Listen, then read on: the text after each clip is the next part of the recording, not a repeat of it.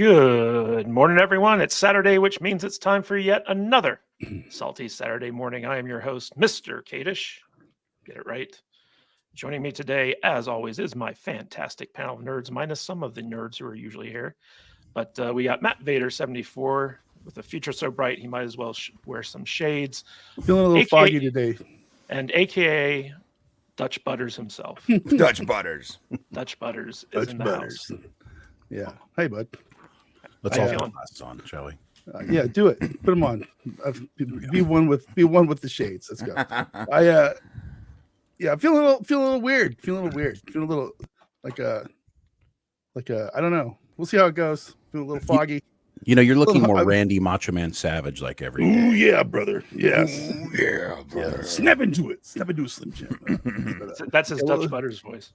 We'll see how it goes today. I'm not 100%. Easily about 65, 70%. So we'll have some fun though. Let's go. Let's get it. Yeah. Right on. And joining us as always is our shield from all things woke and intersectional.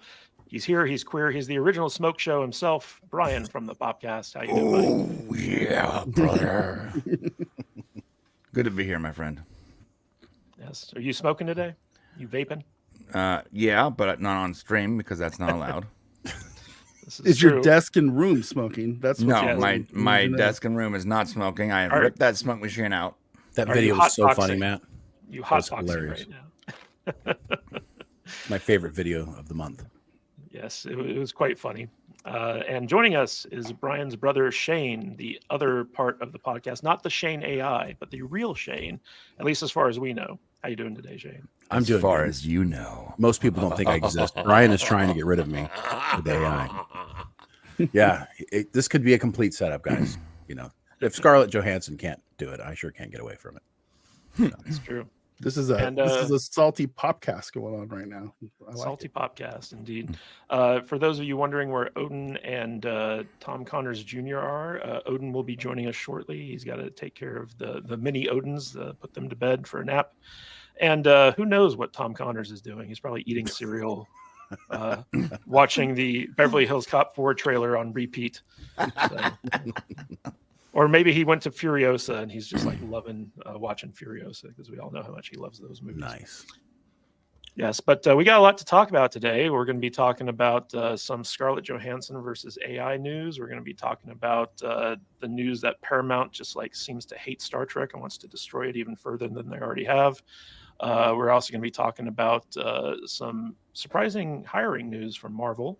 And George Lucas kind of like hitting back against the Star Wars critics out there who are all like woke and stupid. So we got a lot to talk about today.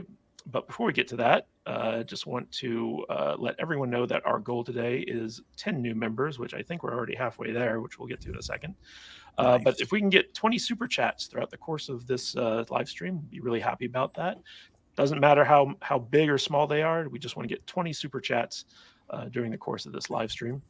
And also, just to remind you all that after this live stream is over, we're going to be funneling y'all over to Mephisto's movie reviews.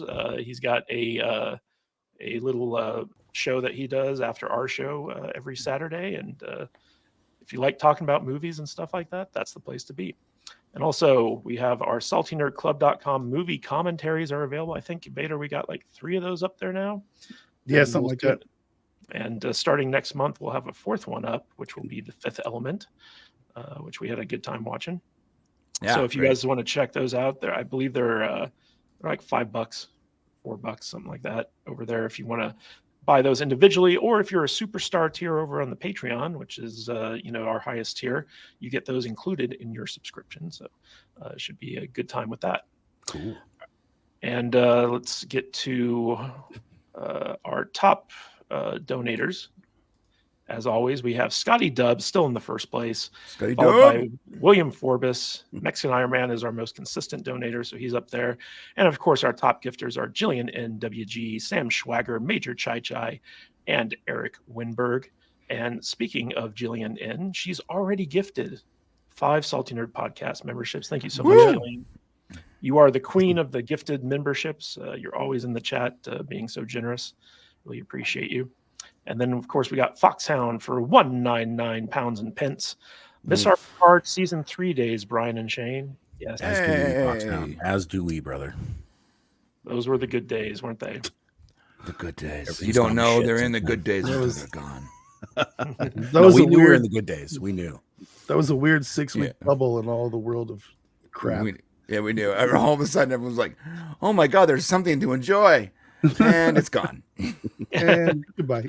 And it's gone and never to be returned again. Yeah. And of course, we have Goran Falth for 20 crones, I believe those are. That's what SEC is. Mr. Vader's looking good today. Hey, His thanks, name's man. Dutch Butters, Goran. Get it Good right. job, you're on. Good job. Yeah, is it pronounced Goran? It took us a long time to get this right, but it's Yoron Falth. Goran Falth. Yes. My Great- bad. great guy. I'm the destroyer of names. Speaking of names, the man, the myth, the legend himself, Odin, is joining us. Hey. Odin of what's up? Pentecost. Were you busy eating pineapple pizza? Never. Why would I ever eat that couldn't make it on garbage? No, I was putting the kids down. Thor he's 3.5 now, so sometimes it takes a little bit longer for his afternoon nap because he'll probably be in the next 6 months losing that nap. Maybe. Odin, Yeah, when- please I was tell gonna me you say- actually named your child Thor. Of course not. No. Dang it. No. I would have. That's his internet name. I would have done that. I would have named him Thor. So I still call him Baby Thor, even though technically he's just toddler Thor at this point. Toddler Thor. Yeah, and then When do know- when do you not take naps anymore? Oh gosh, some drop it as early as 3, maybe even earlier than that. But I think at least the school that he's at, they still have a dedicated nap time, Oh. and I think it's all the way up through maybe pre-K. They have pre-K 4, I think is what they have, which is like Pre-K I think 4? it's yeah. There's a whole How do lot of they- stuff now what's, that what's I'd like. going on now? I mean, I know. went to school. It was you went to kindergarten if you Yep. felt like it, and then you went to first grade. Parents Mhm. dropped you off like a sack of potatoes on the front steps. Get out of the car. It's time to start school.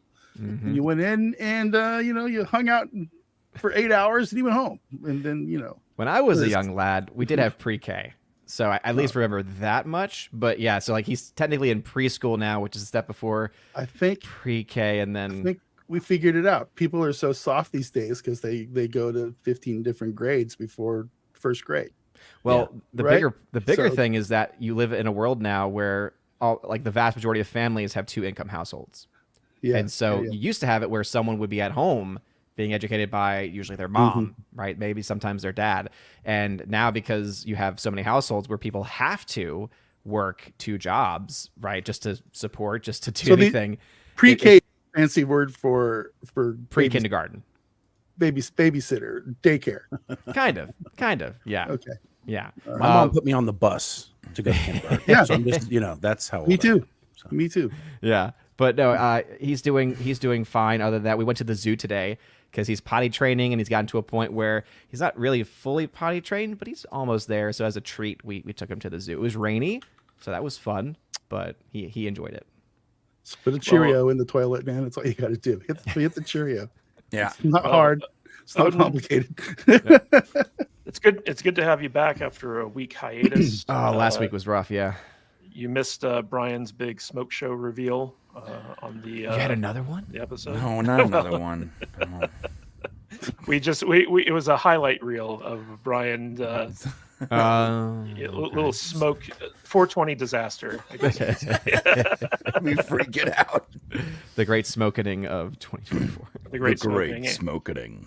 And it was also decreed that we shall be watching the Rings of Power show and covering it here. Wow. Decreed. Matt I made don't- made that decree. We all. Why would I you mean, do that to anybody? Gary That's was going to make me watch it adventure. anyway, so I might as well. It's like Brian making me watch indeed. Discovery. Okay, guys. Well, let's talk a little bit about some news, shall we? The big story this week is that Scarlett Johansson got really, really upset with Sam Fried or Sam. Forget the guy's name. The guy who runs Altman. OpenAI, Sam Altman. Thank you. So basically, they are revealing their next iteration of ChatGPT, which is ChatGPT-4o, which stands for Omni. And basically, the CEO, Sam Altman, had reached out to Scarlett Johansson on numerous occasions saying that he wanted to work with her, and there was the possibility of like her, being the voice model for this new Chat GPT model, and it just never came to fruition. Basically, her representatives just couldn't settle on a time, and she has like some personal issues with AI and all this other stuff. So Initially, she just said no, right? She was like, no. no, they were in negotiations, but after a while, she basically just declined. And what happened was Chat GPT put out some promo videos for like their next iteration, and with the voice stuff, there was a voice that they dubbed Sky, the Sky voice, and it sounded very similar to Scarlett Johansson. So similar, in fact, that a lot of people said that they went ahead and trained their voice model based off of her without her permission. And so, like Scarlett Johansson, she wasn't afraid to sue Disney. She's certainly not afraid to sue Microsoft and ChatGPT. So she basically mobilized her lawyers and got them basically on the attack. And OpenAI is over here, and they're like, "Hey, we hired a voice actress to do this. This has nothing to do with you. We wanted you for like our commercials because of your involvement with this movie called Her." And basically, this fight between Scarlett Johansson and OpenAI has basically just highlighted a lot of the creative concerns in Hollywood about AI coming in to dick their gerbs. So, dick their gerbs. If they were smart, they just would have cloned Majel Barrett's voice to do the AI voice, right? There's a version of that for that too. There's a Major Barrett's like ran. You can that actually would download it. Yeah. That would makes me actually want to use it so I can like talk to the Star Trek computer. Yeah. Well, this actually brings up a much bigger issue at play, which is basically Hollywood right now is very worried about AI. In fact, OpenAI has been teaming up with some big studios like Disney to basically create models and programs that they can use to go off and make movies and create like interactive, like places in their theme parks and stuff like that. And a lot of actors are even talking about like selling their likeness rights to these AI places so that they can actually do more projects without having to be present to actually appear in them. So it's pretty interesting. But I want to throw this to Brian right off the bat. Brian, hey, do you think Scarlett Johansson actually has a case here, considering that the voice just kind of sounds like her, even though like they hired an actual voice actress through like a casting agency to like come in and do all the recordings? Yeah, there's actually precedent for. There was a cereal company back in like the early '90s that really wanted a famous pop star's voice, and I forget her name. It was a woman, and she had told them no, and so they hired a singer that had a similar voice, and literally told that singer, just do the jingle as close as possible to this pop star, and they thought they would get away with it, and they were sued, and they're no longer in business. And so it's been there's a few cases in legal history over the last few decades where celebrities have their right to their likeness, but especially their voice. And you can't just hire someone that is very good at impressions to play Christopher Walken, in your video game or whatever. However, this is even more up her, in her favor, because Sam Altman is a massive fan of the movie Her, where she plays the voice of the phone that, the guy falls in love with. And right before the ChatGPT 4 came out, he literally just tweeted Her. And he's been very vocal about his love for that movie. He's trying to make a version of Her. That's what he's trying to do. So if he wants a version of Her, he's going to need the voice of Scarlett Johansson. So, I do think that they didn't just hire a voice actor randomly. Like, they obviously hired one that sounded like Scarlett Johansson. And there's a legal precedent where, for her case, where she can easily get this, at the very least, removed. So enjoy that voice while you have it. But wait. Another thing is, like, the next day, they removed that voice. They slyly removed it. Then they released a tweet or whatever press release where they said, well, we don't want to upset Scarlett Johansson, so for in the meantime, we're going to remove the voice. And you're like, oh, okay, well, if you didn't do anything wrong, you wouldn't be removing it the next day, you know? And listen, I have no problem with this. I'll clone voices all day long to use my private AI, but I think companies that are making a lot of money probably should just pay people for their voices. Does Shane sound like Yeah, Shane? And did you ask him permission before he did it? I was going to I feel say, like I'm I was going to say, Shane. Since Brian just eloquently laid out the precedent, are you planning to sue him anytime soon? If Brian had any money, I 100% would sue him. Yes. Yeah. By the way, I also have a Matt Vader and a Matt Kadish Guys, clone. don't mess with him. I'm You sorry. guys think that you're safe? I'm sorry. You think you're safe? Just wait. Pretty soon, I'm gonna have an army of AI voice clones out there, and I'll just have my own kill stream. That's it. Can they do salty Saturday mornings and we can like can they sleep in? replace us so we can sleep? I just need to figure out like the 3D graphics part of it, and it's not very hard. Hey guys, act really drunk and review old movies. Think about that. It'll just be like a Tuesday stream of your guys' voice, just gradually getting more and more wasted while reviewing like Sliders season 1 or something. Exactly. This movie sucks. I don't even know why. Eventually, the Matt Vader clone is just that's entering Dutch Butters territory, right? Dutch Butters.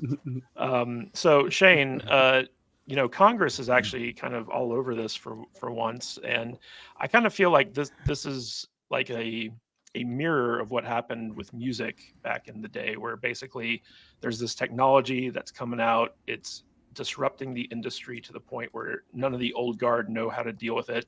So they turn to the government to pass laws to prevent this technology from kind of taking hold. And of course, it doesn't work. But we've seen Congress kind of put forward bills that basically give people the rights to their voice, the rights to their likeness and stuff like that. So that like if someone out there does a deep fake, there's actually like a law in place where you could sue the person who did the deep fake. You could sue the platform that's, distributing the deep fake, whatever the case may be. And you actually have a legal right to do so. What do you think that the government should have like a hand in dealing with like how AI is emerging and how people are going to be interacting with it? No. You're not Shane. Be quiet. No government. Although even though you're trying to replace me, you can't speak for me.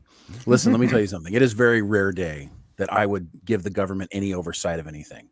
But the problem is these tech companies are just running rampant out there. Silicon Valley is unleashed and unchecked. And frankly speaking, I mean, if you can't get, if Scarlett Johansson can't protect her own identity, then the rest of us are totally screwed. No, yeah, we're screwed. So I hope that somebody steps in and says, listen, you guys can't do this because, and it's one of the rare times I would say that's the case. Unfortunately, if you give the government too much, then they're like, oh, well, not only that, now we're going to put in this, this, this, and this. So it's kind of a lose-lose. And they start taking your identity. The government starts taking it too. Right. What? Looking at your text messages. Yeah. They're already doing it. What are you kidding me? They're over there. Yeah, but you also have situations where like other countries, like for instance, China, North Korea, stuff like that, they could basically just hack your TikTok account or your YouTube channel and make whatever deep fakes they want. There's like no recourse for it. They could steal Scarlett Johansson's voice and use it for whatever they wanted, and she'd have no recourse. Yeah, right. They can steal everything about her. Like, and they probably will, or if they haven't already done it. I mean, honestly, anything that you're shocked by that China might have done, they did 10 years ago already. I know. Like, it's already happened. I always do that with my AI. I'm like, if I can do this, what? No. Not what can they do? What have they already done? Like, that's the wild part. Like, if I can do it in my, like, spare room, like, you think China isn't already doing it? It's crazy. Yeah. But one day I woke up and Brian's like, hey, man, check out what I did. And then he literally, like, put a mirror up to my face. And I'm like, what did you just do? So, yeah, I mean, honestly, he's right. If he can do it, China can do it for sure. In my spare bedroom with an old computer. I can make a talking avatar of Shane that, if you don't look very close, looks like Shane. And it sounds like Shane. And it responds like Shane. And I'm in my spare bedroom with an old computer.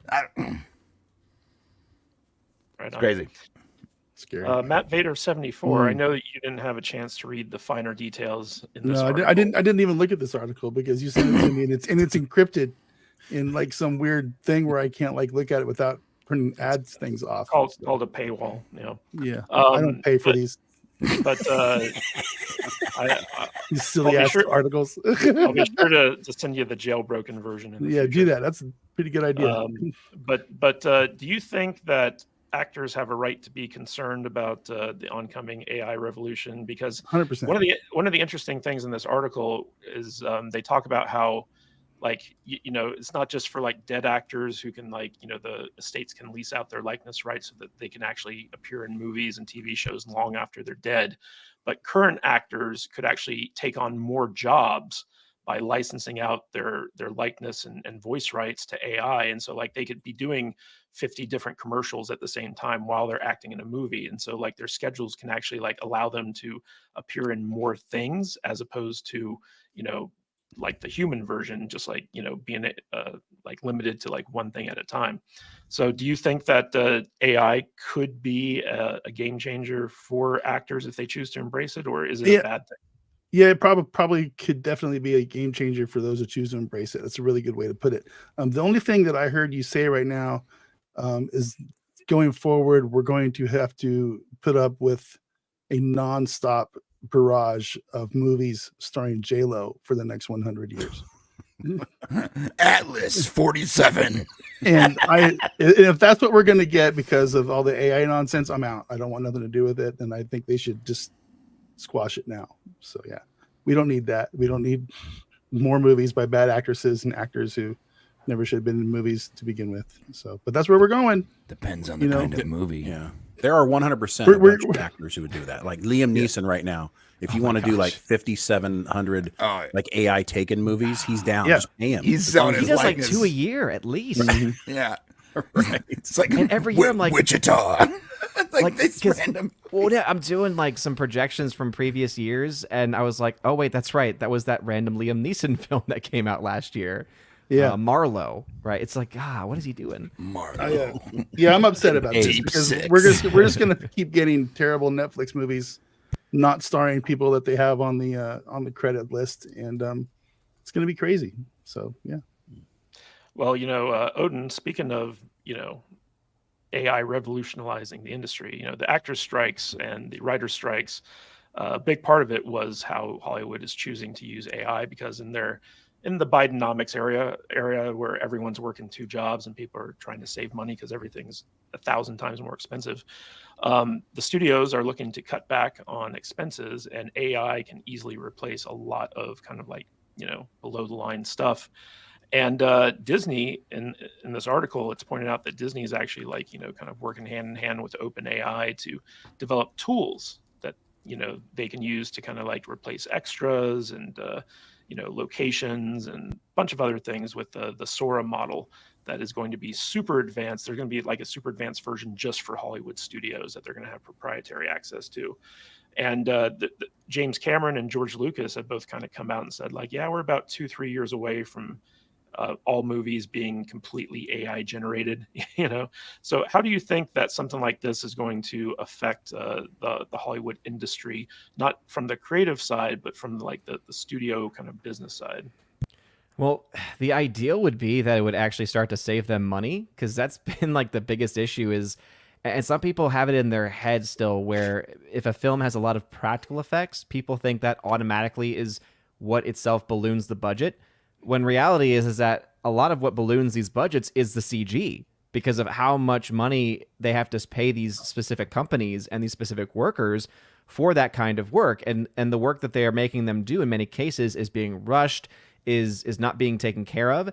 And so I think that this could be one of those double-edged sword things where it might potentially reduce their budgets, because if it's an AI system doing it, they don't have to have as many workers on it, which, again, that's the other side of it, is that workers lose their jobs.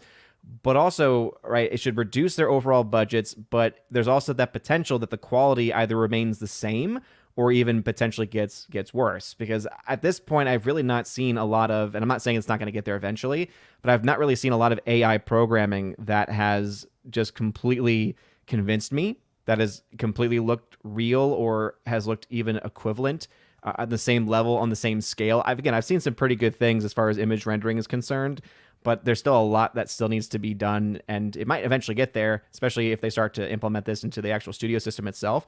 So I think from the business side, it should theoretically save them money, which is something they desperately need, because so many of these filmmakers and studios in general just want to put random CG 3D imagery onto the screen because they think that's what people want.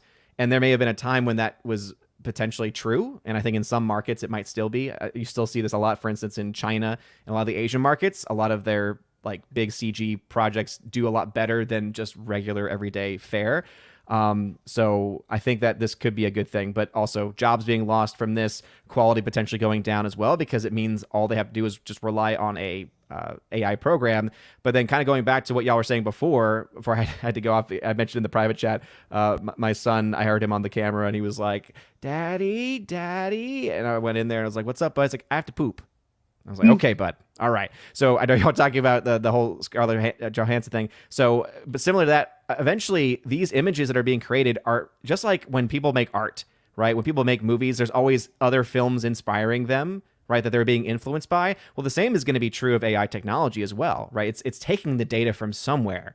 And so it's never going to be completely 100% original. And I'm kind of wondering if eventually when they do, at least in the very early stages, implement AI technology for imagery, if it starts to copy the artistic stylings of a specific person, right? Or if it starts to potentially create potentials for lawsuits because there's a lot of similarities to other things. It'd be like having it create its own, like an AI generated voice, right? Where you're putting certain prompts in and you say, well, the AI generated it, but it had to get it from somewhere. And if it sounds too similar to somebody, that could be potentials for a lawsuit, right? So yeah, it's going to be that double-edged sword type of mentality. But as far as the actual financial side of it, I think it's going to save them bundles of money just because of how much money they're wasting when it comes to the CGI effects. There's going to be a point though where it copies itself and it's going to get real weird. Well, I'll tell you this much. So like a huge reason why Hollywood budgets are so bloated and out of control are because of unions. Like there are all these union rules out there, and what unions fear more than anything right now in Hollywood is AI, because you can basically like break the unions by eliminating all these like requirements and and regulations and stuff like that, and basically save a huge amount of money just by like going around them with this tool. And if we look at some of the Marvel movies that have come out recently, where we've heard stories about how the producers or like Marvel, like whatever, wanted last minute changes to like the CGI stuff. You had like these CGI houses that would work for months to create this stuff, and then they have like a week to switch it up before like it goes to theaters. But with stuff like AI, you can literally generate anything you want without having all that like programming and animation and stuff like that. You have a prompt, you type it in what you want, and boom, it spits it out. And so you might see, Industrial Light and Magic is no longer the standard for special effects. It's just like OpenAI's Sora, where you just have some dude who's like really skilled at writing prompts, and he gets paid $100,000 a year to sit there and work on movies, So I wanted to throw it out to the panel. Like, do you think that this is one of those like tidal waves that basically it's going to revolutionize the industry and there's nothing the industry can do to stop it? Kind of like what happened with MP3s and music. Yeah, but humanity, listen, guys, humanity's been trying to get somebody else to do their freaking work forever, right? Whether it's, slavery,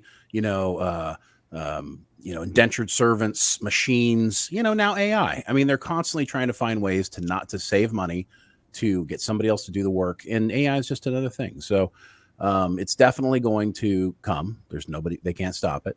I saw a thing the other day where they had two AIs talking to each other on the phone, and I'm like, oh shit, it's over. So, Yep. it's coming. There's nothing we can do about it. I want AI to wait on hold for me when I'm calling some company that only has, a computer call throughs.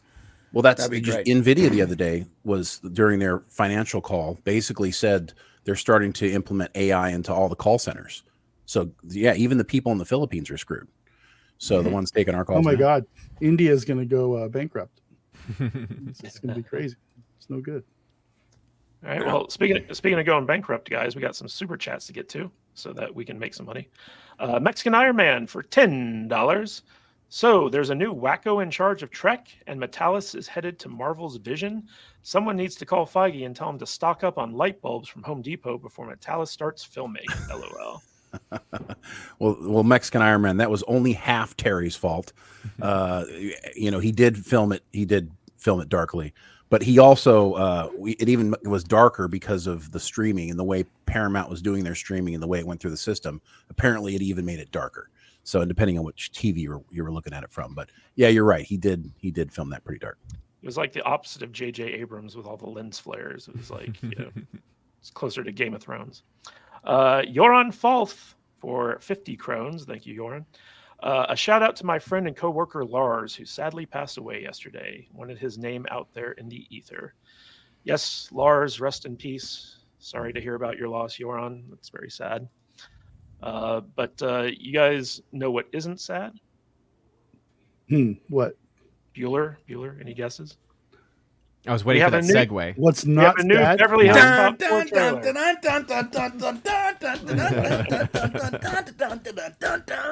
And I have a suspicious feeling that this is why Tom Connors hasn't joined us today, other than him being obsessed with watching Furiosa in the theaters.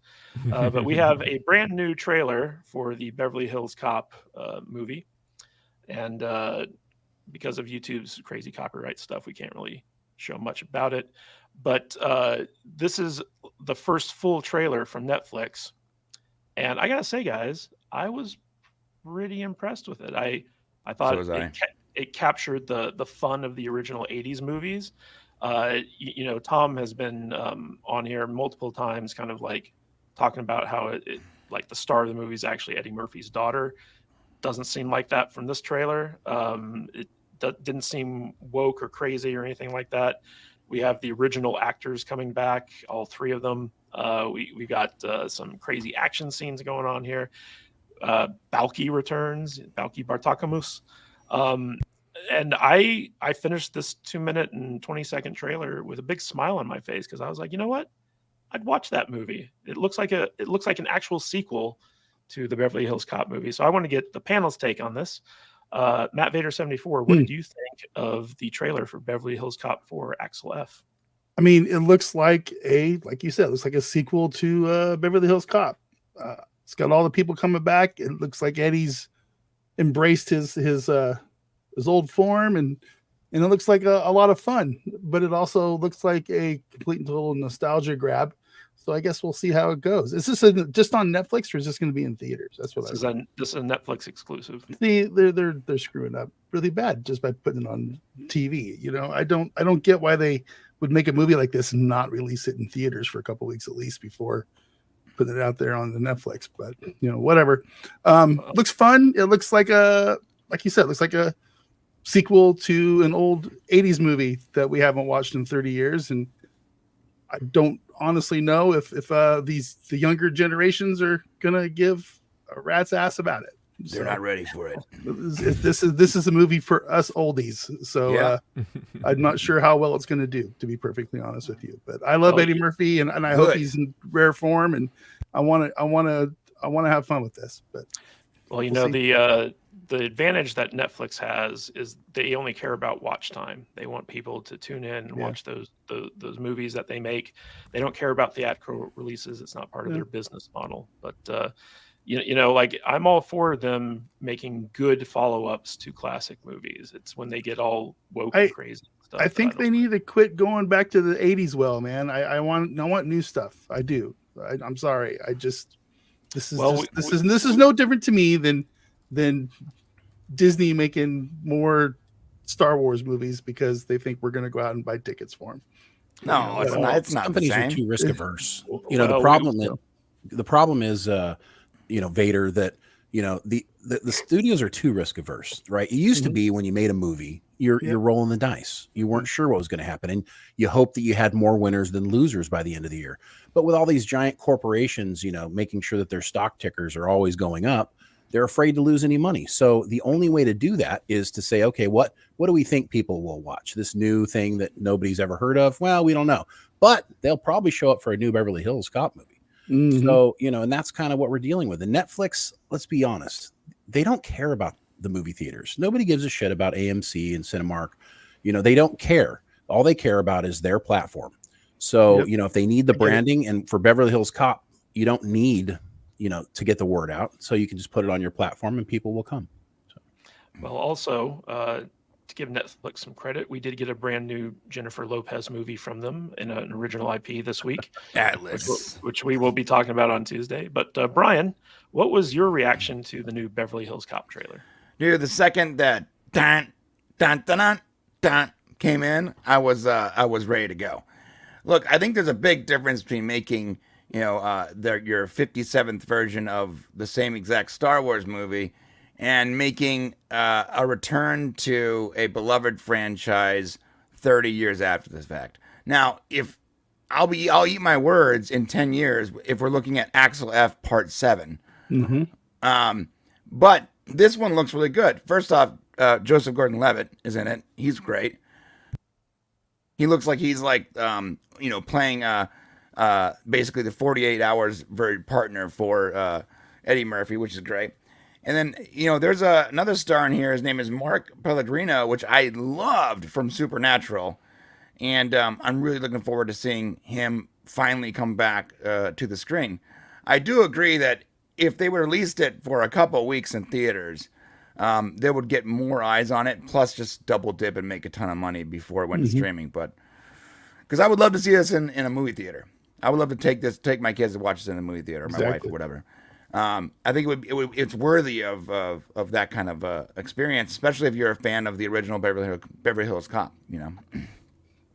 All right. Well, Shane, what did you think of this trailer? Are you excited to see this movie?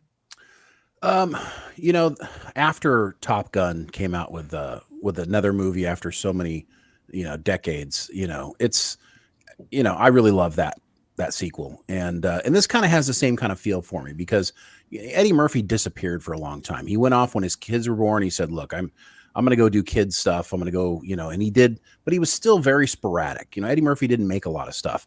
And it's only been recently that he's kind of come back. And the fact that he's coming back to play Axel Foley again is pretty darn cool, especially since it's been, I don't know what it's been, 20 years, 25 years or so. So I think it's a good thing. I think it's going to be fun. From watching the trailer, I was worried. I'm like, is he going to be too funny? Because the thing about Axel Foley is he was funny because of the way he dealt with things. And he wasn't overly just comedic. It was situational. And as I was watching the trailer at first, I'm like, is he kind of, are we getting, kid Eddie Murphy, or are we getting, Axel Foley? Because you got to remember the Beverly Hills Cops movies, they weren't, 48 Hours Beverly Hills Cops, they were not, safe Kids movies. Right, take yeah. kids to those movies. Especially not 48 hours. Right. So, I think it looked pretty good. By the end of it, I was kind of like where you were, Matt. I was like, yeah, this looks like it's going to be pretty good. So I'm looking forward to it. All right. Well, let's get to the real critic who's a cynic, Mr. Odin of Pentecost himself. What was your take on this trailer? I actually have not watched it because I don't really care. I'm gonna be perfectly honest. I've actually, and I'm sure this is gonna be heresy to some, I've never seen the Beverly Hills Cop movies before. It just kind of was a little bit before my time. But what I can say is I'm looking now at the box office, and though the first film I think you could absolutely say was a huge hit, did very, very well. Right, that film in today's dollars made about $1 billion. That was like about $1 billion film. Beverly Hills Cop 2 in '87 did pretty well too, around $762 million in today's dollars. But then it dropped all the way to $314 million in 1994. And it had the highest budget by far. And so it sounds like there's a reason for that, Odin. Okay, was it because it was bad, or? Yes, basically they broke the formula where it took place at like a amusement park. There was no Beverly Hills involved in it. Judge Reinhold was like the amusement park security director or something. It was basically Eddie Murphy running around an amusement park that was like the front for like some type of drug organization. Okay, but it was also around that time where Eddie Murphy, like there were a lot of accusations about his personal life going around, and so like people weren't high on Eddie Murphy at the time, and it was basically a lot of people loved Beverly Hills Cop Part 2. I actually think Beverly Hills Cop Part 2 is better than the first one. So when this movie came out, the advertising for it, the third movie came out, the advertising for it was terrible. Nobody liked it. Nobody was a fan of Eddie Murphy because he had done like a lot of like kind of flops and children's movies and stuff like that. Mm-hmm. So there's a reason why that one underperformed. And Wasn't George Lucas in that movie? He might have been. I mean, I figured that there was probably a good reason. You don't usually see a drop that much, but I did find it interesting that they spent well more than the other two films combined. Like in today's dollars, $132 million were spent on Beverly Hills Cop 3, whereas it was $55 million for part 2 and $48 million for the first one, using just today's dollars. I think a lot of that is also because the third one came out, I want to say like mid 90s or late 94. 90s. And Hollywood had changed their spending model by that time, because in the 80s, like the typical movie was around $30 million, right? Between 30 and 50, like that was considered like a big budget like movie. But then when you got in the 90s, you started creeping up towards like the $100 million range, and with Titanic, $200 million and stuff like that.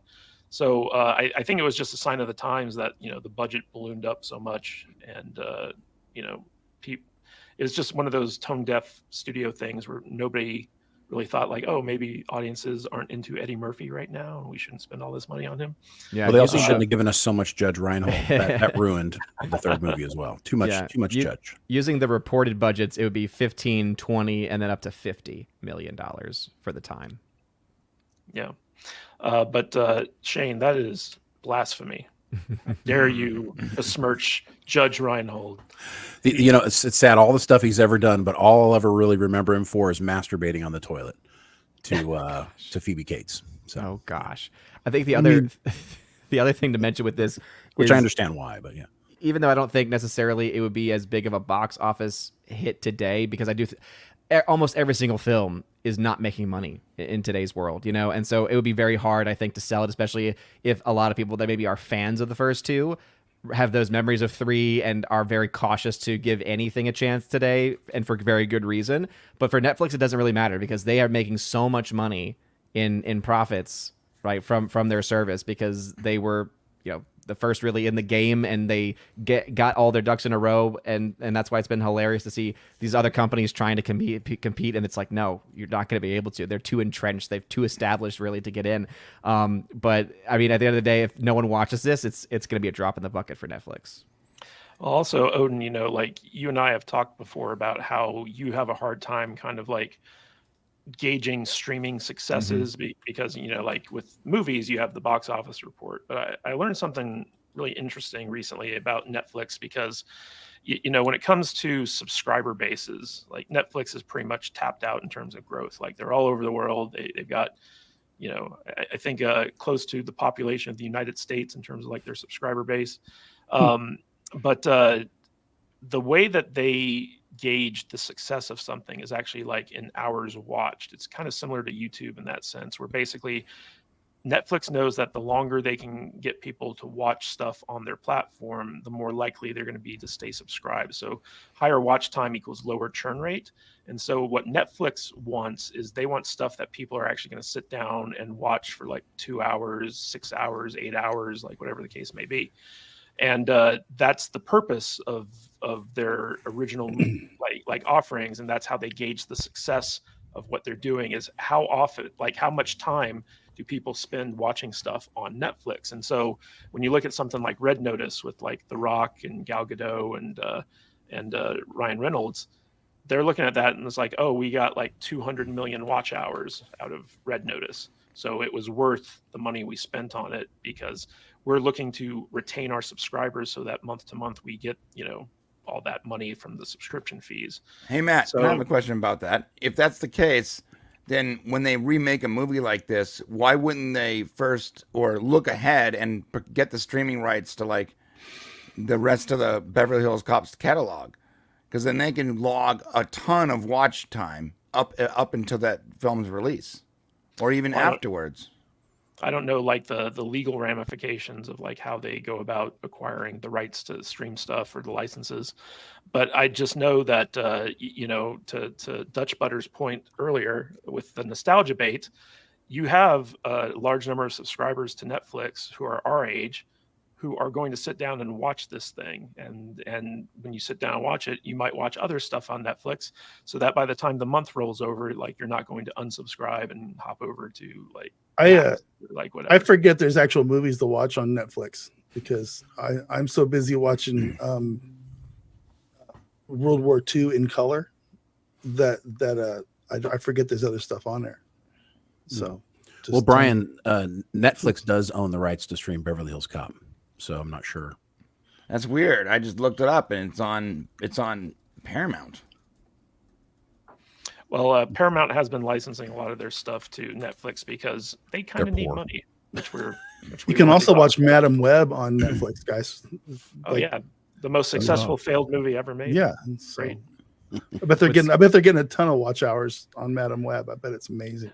I would love for there to be like an actual formula to figure out some of this stuff, like as far as like profitability, because I mean, we're talking about massive amounts of money. So I just did a quick search, and Yahoo Finance reports that they had a peak spend. So what they're spending on projects, $17.5 billion in 2021.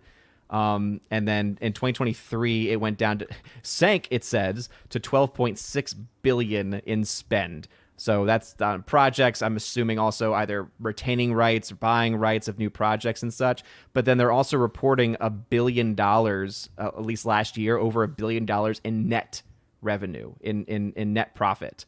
So, I mean, clearly they're doing something right. I mean, the fact that they're able to spend that much money and still get net returns on that, right, which means they're making it up and adding on to it. They're doing something that a lot of these other companies aren't doing. Also, Odin, I don't know if you remember this or not, but in the, I want to say 2015, 2016 timeframe, when Netflix was kind of like transitioning from like the DVD model to like straight up streaming, they were taking out huge amounts of loans. Like we're talking like hundreds of millions, close to billions of dollars in loans in order to finance, content essentially. And what that allowed them to do is like when the pandemic hit and all the other studios were like rushing to kind of like create content for people to consume, Netflix already had the infrastructure in place to be like producing stuff and having it ready to go by the time people were craving like new material to watch. And so Netflix has had a like almost decade-long head start in front of all the other studios in terms of like their original offerings, and they still have all that borrowed money in their back pocket, which they just whip out to get licenses to stuff or like to create original stuff. And so it's hard for other studios, especially like ones that are on the ropes like Paramount, to compete with that. Yeah, and I'm glad you mentioned that because in 2012, according to Statista, I don't know if I'm saying that even right, Statista or Statista.com, 1.75 billion was their spend in 2012. It jumps all the way 4 years later to 6.8 billion. So I think, as you were saying, right around 2014, 2015, they have a massive increase in their spend, right? Because if you're going from almost 2 to almost 7 billion, okay, that's actually a huge jump as far as like what you were spending, what you are spending. And then by 2019, so in the course of 7 years, they went all the way up to 14.6 billion in spend. So yeah, as you mentioned, they put so much money into it. They weren't making money right away, but again, I think that we and all these streaming services are starting to realize the thing that they had, the advantage that they had, was that they were licensing content that brought people to their platform. And because of that, and because so much content was on their platform before these other studios decide to have their own place, people are just by default on Netflix now, right? It's just kind of that standard thing where it's like there's a fact that there's an expression now in the, I don't know if it's officially in the dictionary yet, but it's at least in the Urban Dictionary, right? Of Netflix and chill. Like no one says Max and chill, no one says Disney Plus and chill, right? No, it's Netflix and chill. It's kind of like Twitter, right? Where yes, there's a value that you can give to it, and Elon spent that value to get it, but the value of the concept of tweet and Twitter, that's why it was driving me crazy when he was changing everything. So I'm like, come on, like that's built into lexicon of culture. Netflix is the same thing too. And so clearly they are in a much better situation than any of these other places. Well, Netflix has been very careful to cultivate the younger audience. And I'm not talking about kids. I'm talking about, the late teens, early 20s audience. They've done it with very cheap content. Shows that, like Matt was saying, they can just keep them there for 6, 8, 10, 12 hours. Doesn't cost them a ton of money. I mean, try to be a parent with young adult children that are still like, hipping you and using all of your subscription fees, and get rid of Netflix. I got rid of Netflix, and my kids, all three of them, like, where's Netflix? So it's like it's Yeah, one of immediately. those things where they got you. Here's what you do: you say, "Go outside and play." Your phone I is told him not to your get a job. babysitter. Like, Yeah. what is So- outside? Yeah, No, there is no outside. ridiculous. Also Netflix is pretty much they've got like a stranglehold overseas, right, in foreign territories like Korea and stuff like that, where basically like they're not only buying foreign like TV shows and movies and stuff like that and putting them on the platform for everyone to enjoy, but there's no competition for them in Europe. There's no competition for them in Korea and stuff like that. Like I know Disney's been trying to like make inroads, like overseas, but no one can catch up to Netflix. Like they just got such a stranglehold over there. Whereas in America, like they're just sitting back while all the other studios are scrambling, and it's come full circle, right? Like it used to be studios would just make extra money by licensing their content to Netflix. Then they tried to compete with Netflix and failed. And now they're like, okay, we're just going to license our stuff back to you. Like at this point, it's like, why do we even have a Max subscription? Everything that you would watch on Max is now on Netflix, right? Right. And you make up a good point. I looked this up. So majority of the subscriber base of Netflix is outside the United States. So 64.6% of Netflix subscribers are outside of the United States and Canada. So just to give you an idea of how international it is. And 44% of the entire global market share is Netflix.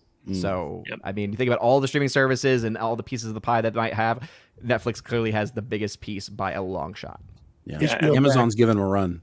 Amazon thinks that's why they're doing Rings of Power, because they think that people outside the United States will watch it. Here's the thing with Amazon, okay? Because Amazon, I honestly think that's a bit of a false facade, because they're basing it off of their total Amazon subscribers, right? And so if you have Amazon and you use it for purchases, there's so many people that have Amazon that have never used Prime, that have just never even thought about it, didn't even realize that they have access to it, because all they use it for is shopping.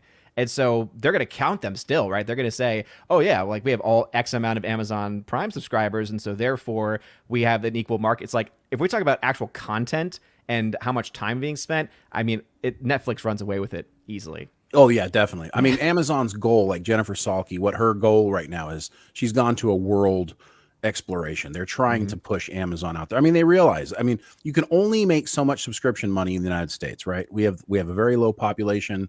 The bulk of the billions of people that live on this planet do not live in this country. So that's where they got to go in order to keep their What do you mean? What are you talking about? America number one, man. Oh, America is number one, but nothing else America! matters. people. Nothing else matters. So Time to spread some democracy. let's go. You damn Republicans. Indeed, but it's kind of interesting because basically, as long as Netflix continues like adding subscribers, they have like a multiplier to their growth, and that allows them to borrow more and more money in order to like keep up, with making this content and buying the content, licensing the content. And I think that they kind of slowed down a little bit right before the pandemic hit or right after.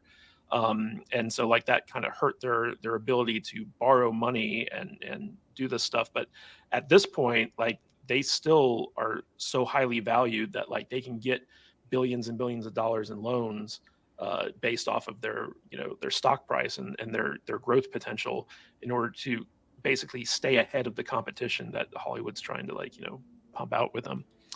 But that is a discussion for another day. Okay, so we got another super chat from Joran Falth for 50 krones.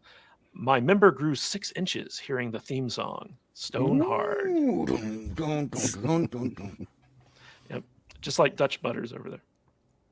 And we have You Fuck That Biche for $4.99. I finished 2 10-minute episodes of Bones and Stargate crossover using AI. The AI searches all 10 seasons of Bones and Stargate. Huh. Yep. AI is getting pretty good at searching for stuff. And guys, we hit our goal of 10 new memberships with Major Chai Chai's help. We've gifted 5 Salty Nerd podcast memberships. Thank you so much, Major Chai Chai. You and Jillian N. Thank you. You and Jillian N are the top gifted members. You guys are always so generous. Thank you so much for doing that. I know everyone in the chat who got a free membership because of you guys also appreciates it. But you know what people don't appreciate, guys? Star Trek. Everyone hates. Here we go. Star Trek. Here we go. And guess what? As if Star Trek wasn't already a dead brand or dead franchise enough, they hire a guy who's guaranteed to bury it so far deep underground that nobody's ever even going to remember it, right? It's going to be memory hold because of this guy.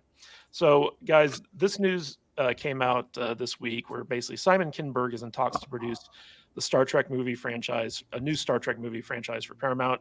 Now, Matt Vader 74, Simon Kinberg is the guy who makes our favorite alien invasion show, Invasion, on Apple TV.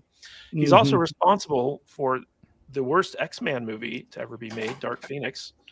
This is a guy who is one of the most pretentious idiots working in Hollywood. He is so pretentious. He's a terrible writer. He's a terrible producer, but Hollywood keeps hiring him. And Paramount Pictures was like, you know what? We're all out of money.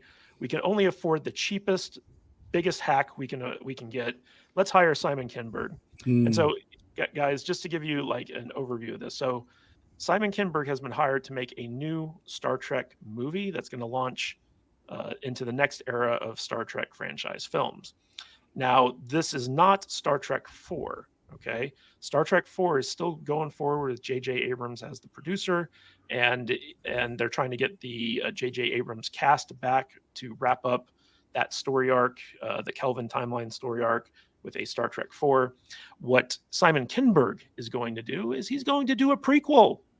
Yes, you heard me right. It's going to be about the start of Starfleet and humanity's first contact with an alien species. Even They've though already done that. Had that in First Contact. It's called Enterprise. Yeah.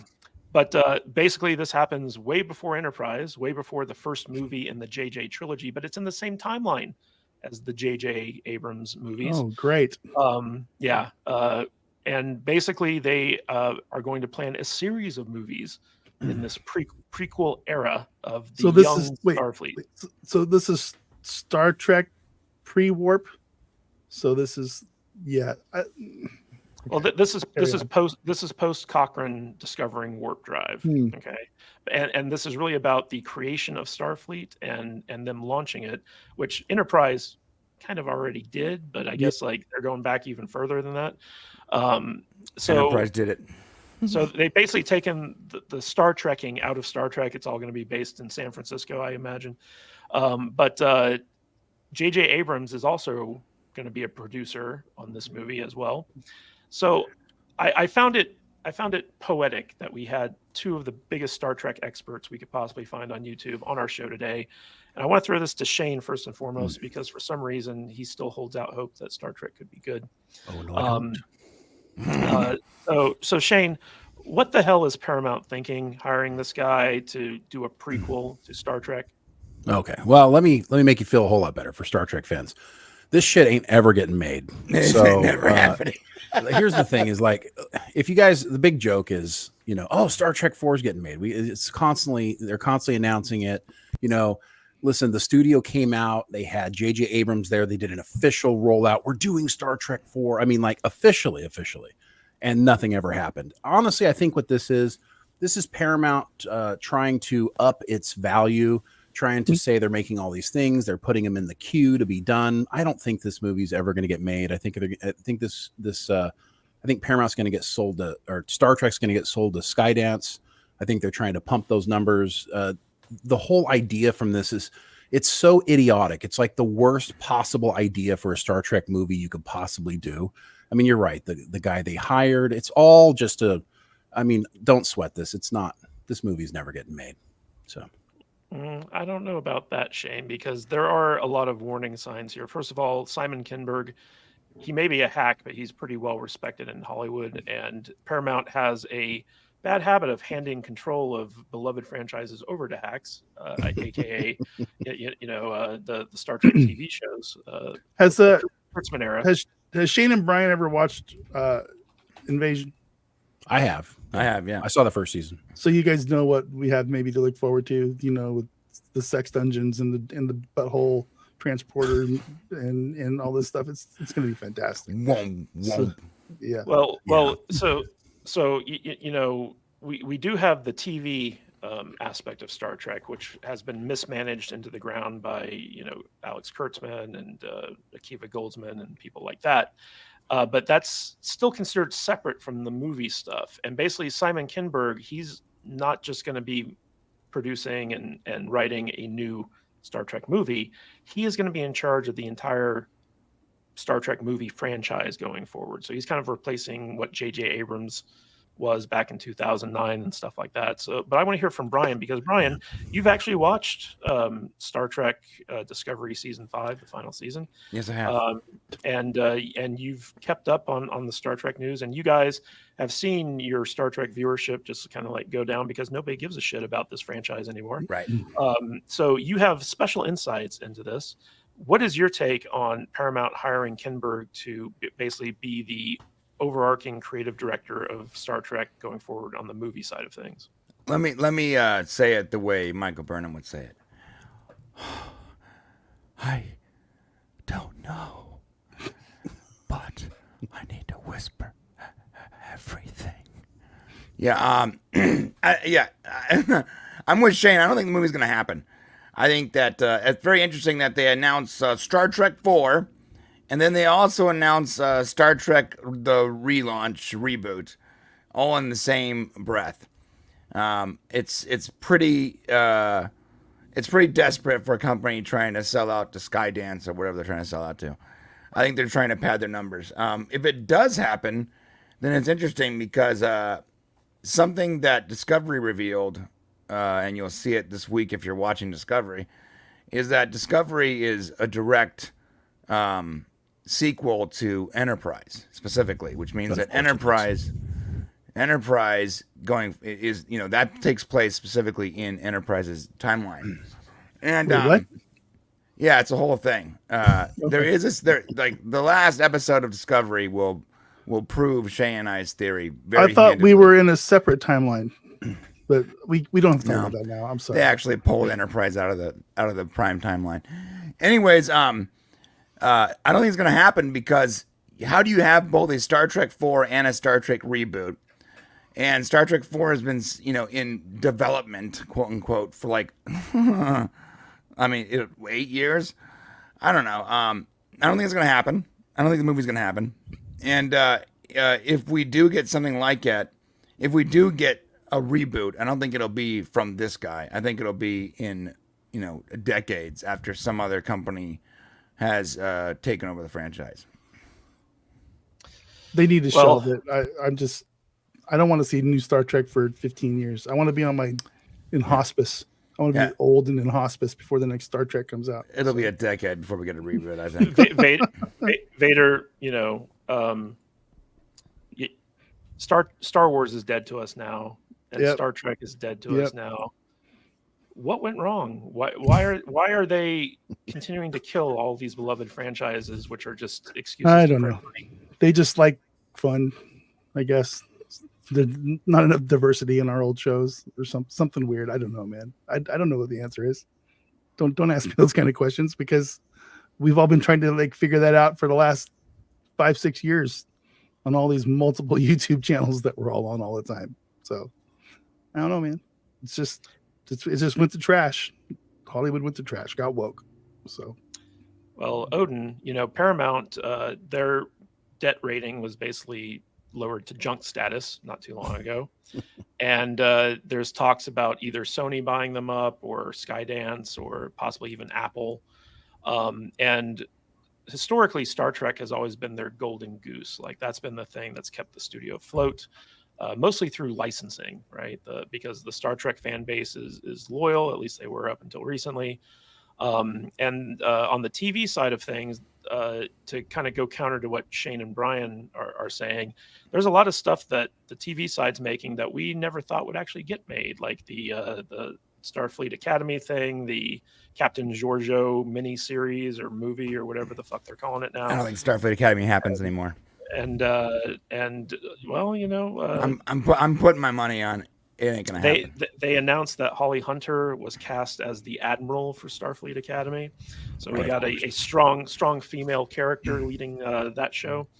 But Paramount, like they've got the Taylor Sheridan stuff. They've got MTV and VH1 and Comedy Central and all these other kind of like networks under their thumb. But Paramount Plus and Showtime, have merged, and Paramount Plus, formerly CBS All Access, has been famously called out as having cost Paramount way more money than it ever made. In fact, during the pandemic, Paramount was one of the few studios that were like selling off a lot of their big movie stuff to like Amazon, like all the Tom Clancy stuff. So what do you think is their strategy here with Star Trek? Do you think that they're, like Shane and Brian said, they're trying to pump up their numbers by announcing these things with like their biggest franchise? Or are they genuinely trying to like, exploit, their golden goose to try to get them out of financial trouble? It's so hard to tell with these smaller platforms, especially one where the service is just not very good in general. And as you were talking about it, I wanted to look it up, and Hollywood Reporter had talked about how they had posted a smaller streaming loss of $490 million against the previous year's $575 million. But what I love about this is that Hollywood Reporter says, representing some upbeat news for Wall Street. And I'm like, I didn't realize that still losing $500 million, even though it's not as bad as being over $500 million, that's a upbeat news. So yeah, it just seems to me like going back to Trek, trying to once again revamp it. I mean, honestly, just always based on the discussions that I have with y'all, especially those that are still Star Trek fans, I've always been open about this. I've only ever seen one series all the way through in the Star Trek universe, and that was Deep Space Nine, which I still very much enjoy. I do plan on watching some of the older series at some point, maybe over the summer, now that summer's starting up for us. But I look at this and I think it sounds like anyone who is like a hardcore fan has either let go, has either said, okay, enough is enough, I'm just done, or are one of the very few still holding on, right? And not even those that are holding on for hope that it gets better, but those that are like so ingrained, so invested in it that they don't even see there's a problem. They're the ones that are like at the table with the fire around them, that old meme, right? Like that's literally what they have left. And so if they're going to make a series and they're going to try to revamp it in yet another attempt, the only people they're really going to keep are the ones the very few that are still believing in them, still accept the things that they're putting out. They're not going to be able to attract, like the one chance they really had, and that was based off of the discussion that I also had with y'all, was if they brought Terry Matalis back in and did something with, what was it y'all thought, maybe doing something like Legacy, Yeah, Star Trek or something to Legacy. that effect, right? Like that could have been something that maybe they did it, but when you have people like Abrams instead being talked about, even considered, even if it's never going to happen, the fact that it's even being thrown around, that tells me that they don't really understand the industry at this point. It's really weird, right?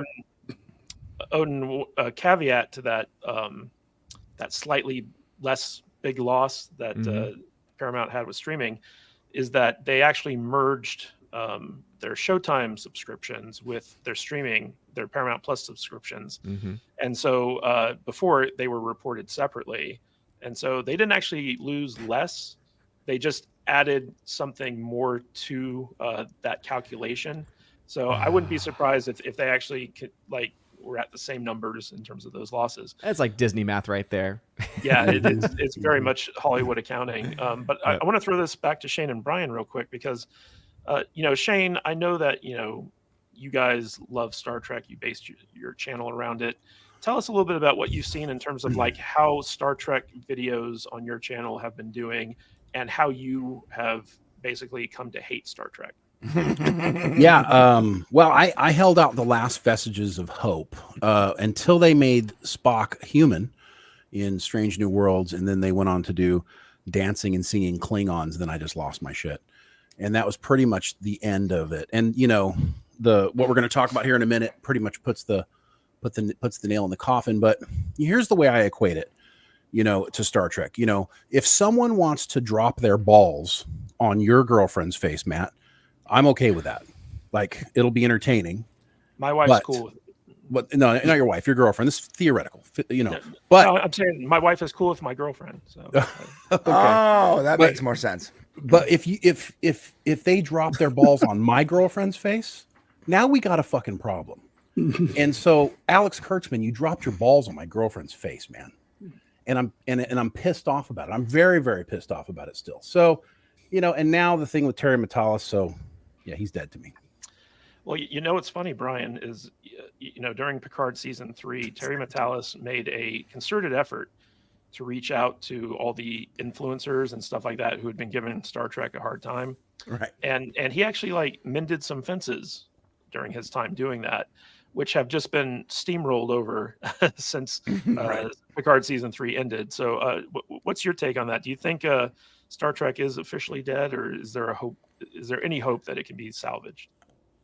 I watched all of Discovery season 5, and they are really leaning into the Discovery audience.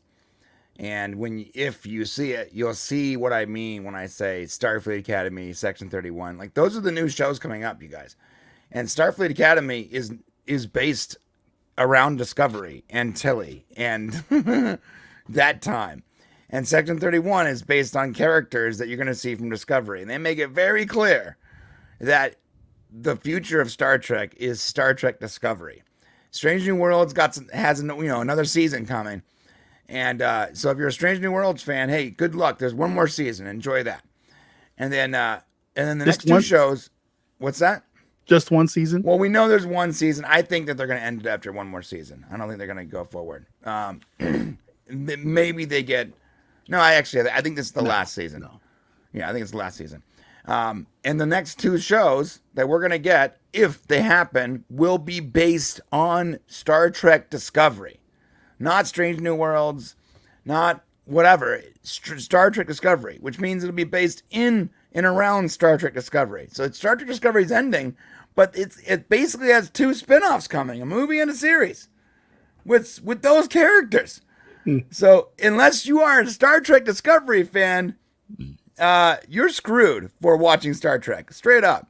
And Star Trek Discovery is the worst Star Trek. It's the worst sci-fi show I've seen pretty much ever, because it negatively affects something I love so much. Maybe it's made better than other bad Star Trek shows. Sci-fi shows or whatever, but it actually permanently wrecks something that I love. And I actually hate the character of Michael Burnham. Like, I literally hate. And when I say hate, I don't hate, strong word. No, I hate that character.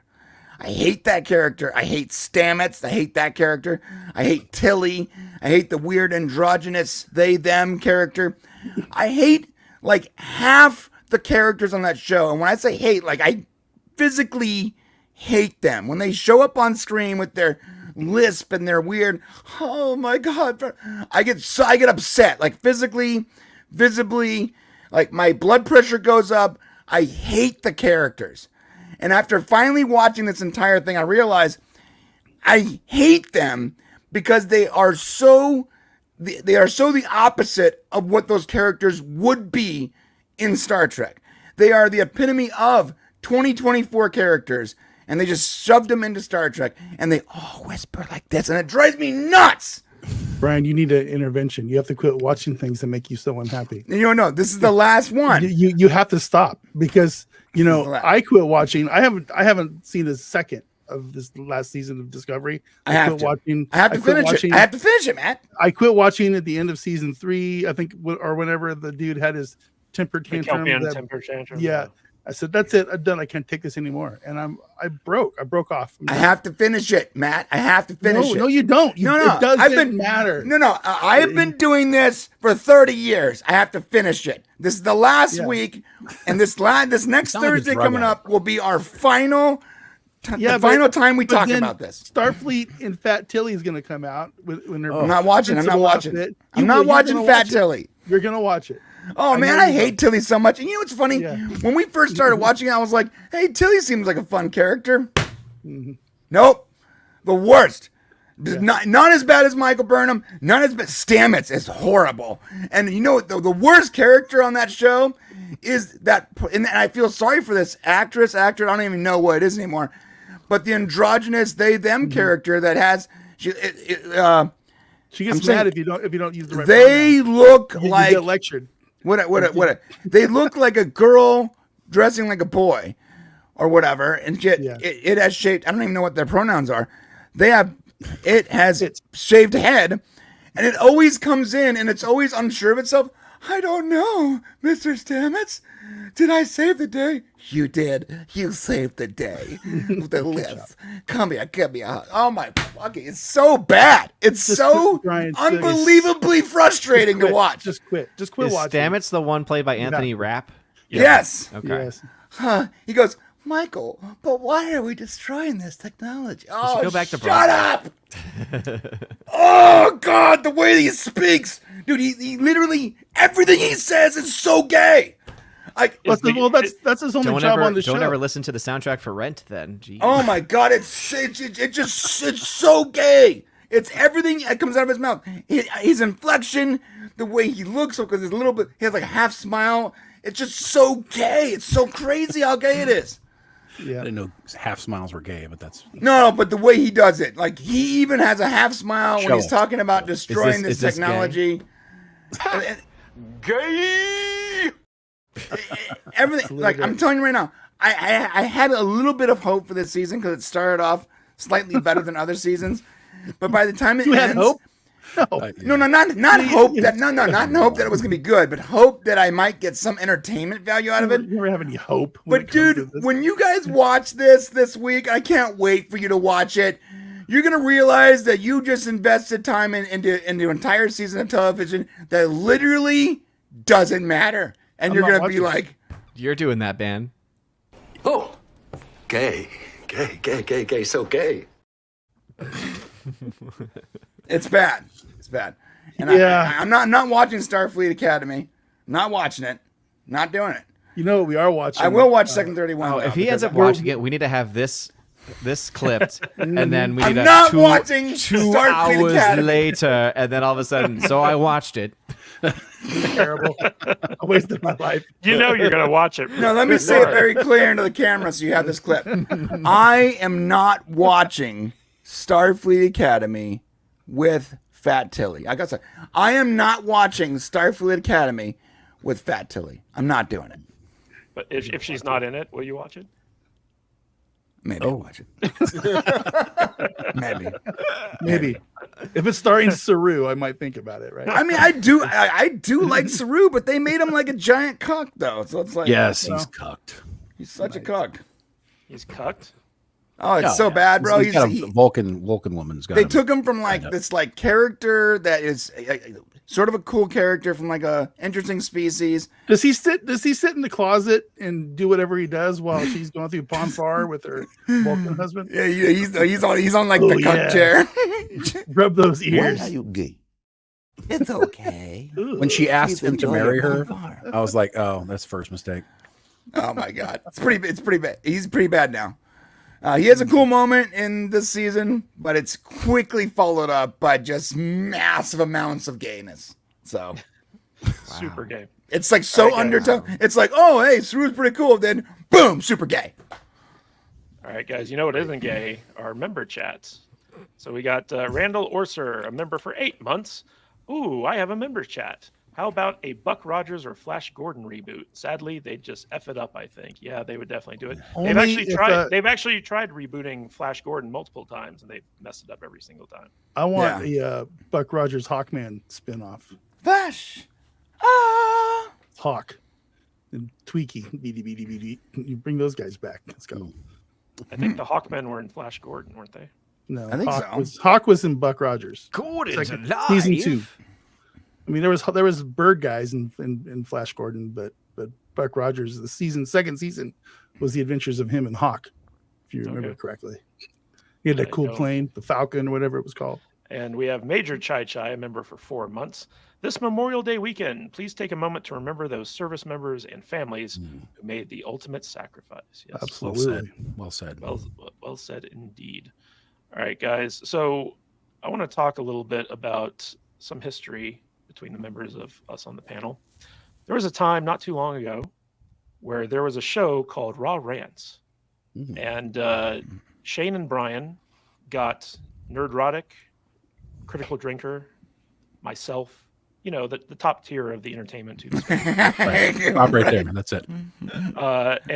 We were there to talk about Star Trek Picard season 3, and something funny happened during that episode. The showrunner of the season 3 of Picard himself popped on out of nowhere, surprised everyone. And then all the other hangers-on wanted to join in the live stream, and so they quickly got set up. Yeah. All of a sudden, it was like 14 people. Hey, come on. But it was a big deal because everyone wanted to be on Terry Matalis' schlong when he was on that live stream, because he was the savior of Star Trek.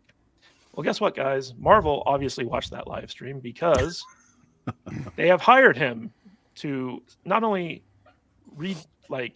oversee a TV show, but also save Marvel from their own idiocy. So we have this new article from Variety that came out, an exclusive, and says that basically they are going to be making a Vision TV show, and Star Trek Picard executive producer Terry Matalis has been officially hired to be its showrunner. And this is good news because, Terry Matalis is a very talented showrunner. He's a very talented writer. He's got a good team that he's going to be bringing with him. My biggest problem is that no one gives a fuck about Vision. Like, who wants to watch a goddamn Vision series? The only reason I'm going to watch this series is because Terry Matalis is involved. Yeah, right. And the guy who was originally shepherding this series is the one who's making that Agatha TV show that changes its name every week. And the reason that he's no longer doing the Vision show is probably because Marvel saw Agatha as like, this guy doesn't know what the hell he's doing. But all hope that Terry Matalis was going to be making Star Trek Legacy, kind of taking up from where like Star Trek Picard season 3 ended up.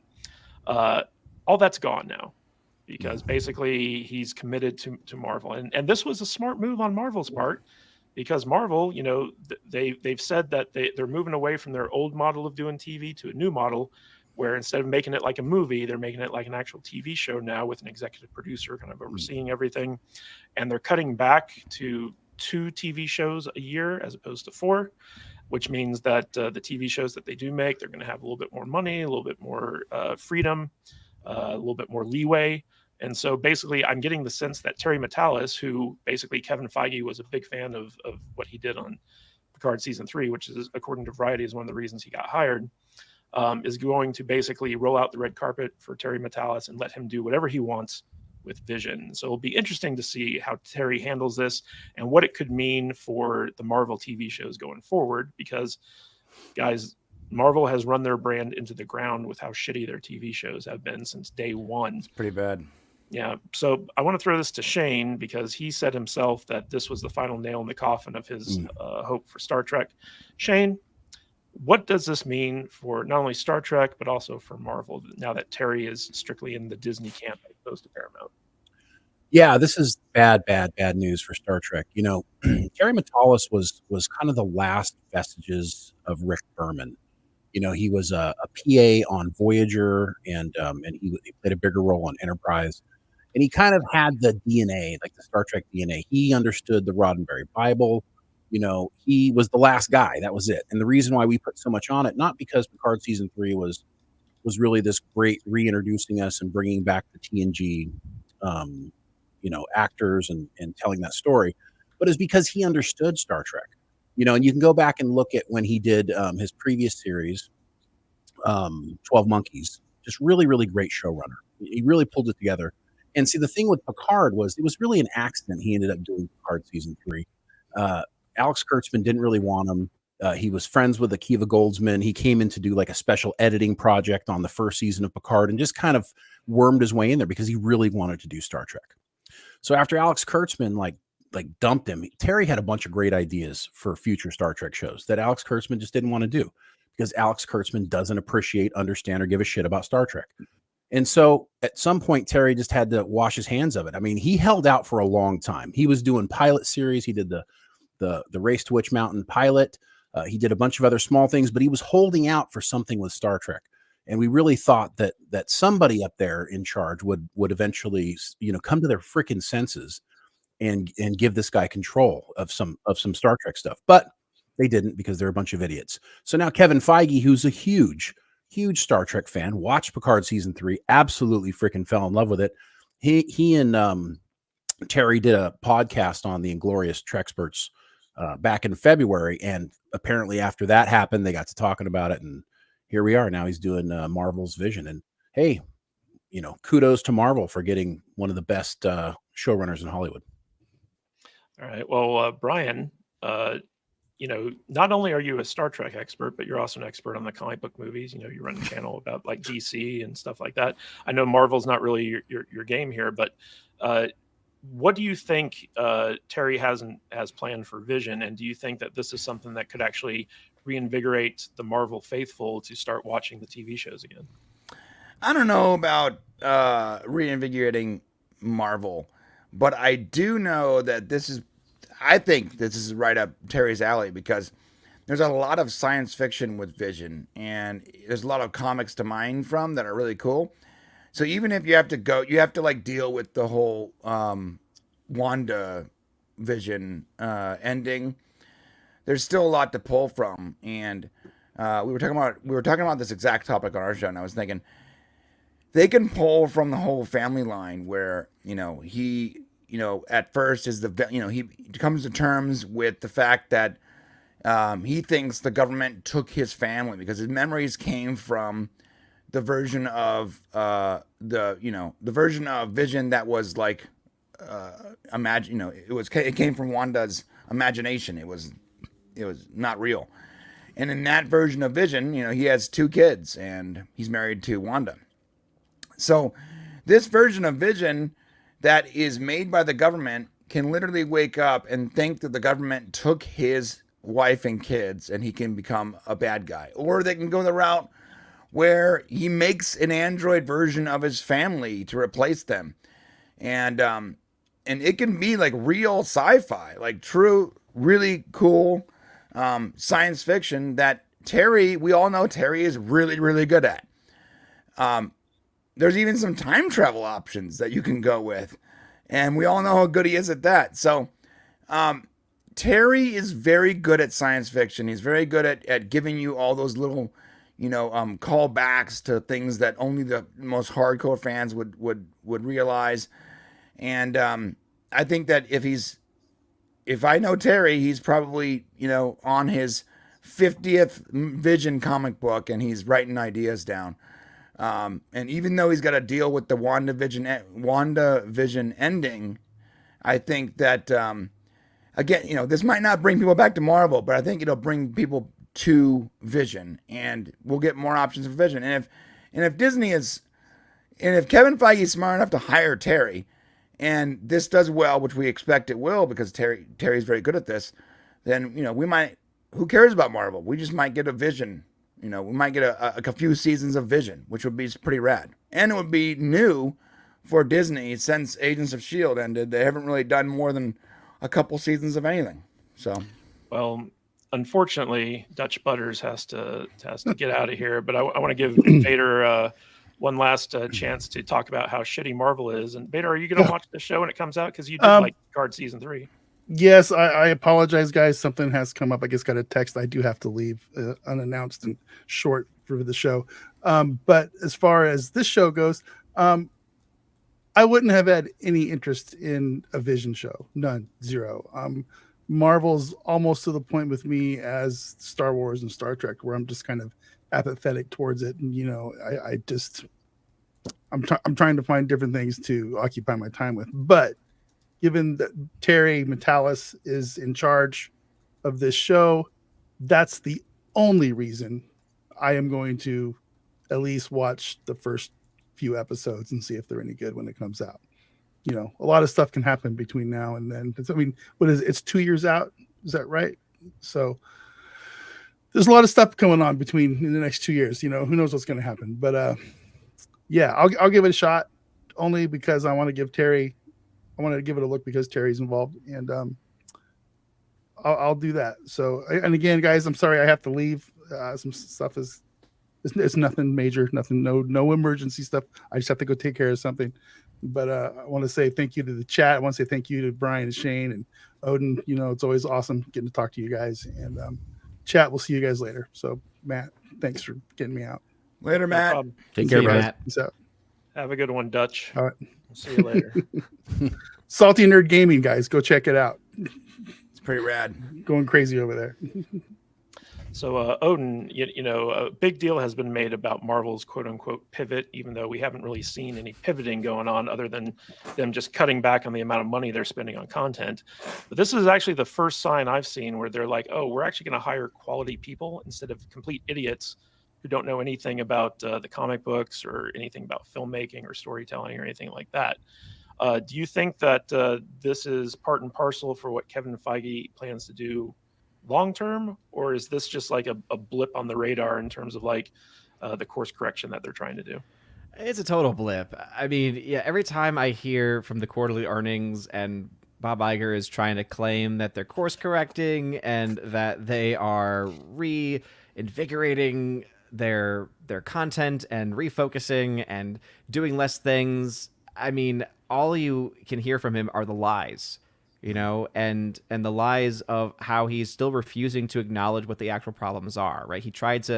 He's still trying in many cases to justify all the decisions. He's obviously still trying to put the blame on Bob Chapek when, shout out to Valiant Renegade, because he's covered this a lot, when he pointed out rightly that Chapek really only had full reign for maybe 11 months. Maybe like when he was by himself, Iger was no longer there as even like this co-person when he was like kind of handing over the reins for a long period of time. And you can't do the amount of projects that were greenlit, made, and produced in the time that he would have been by himself. And even if you go that route of saying that a lot of projects were, it's still, again, on its face, it's just not true. And just shows you how much of a lying scumbag Bob Iger is. And I think that this is just yet another one of these choices where it sounds really good on paper, but in practice, just because you have a person attached to a project.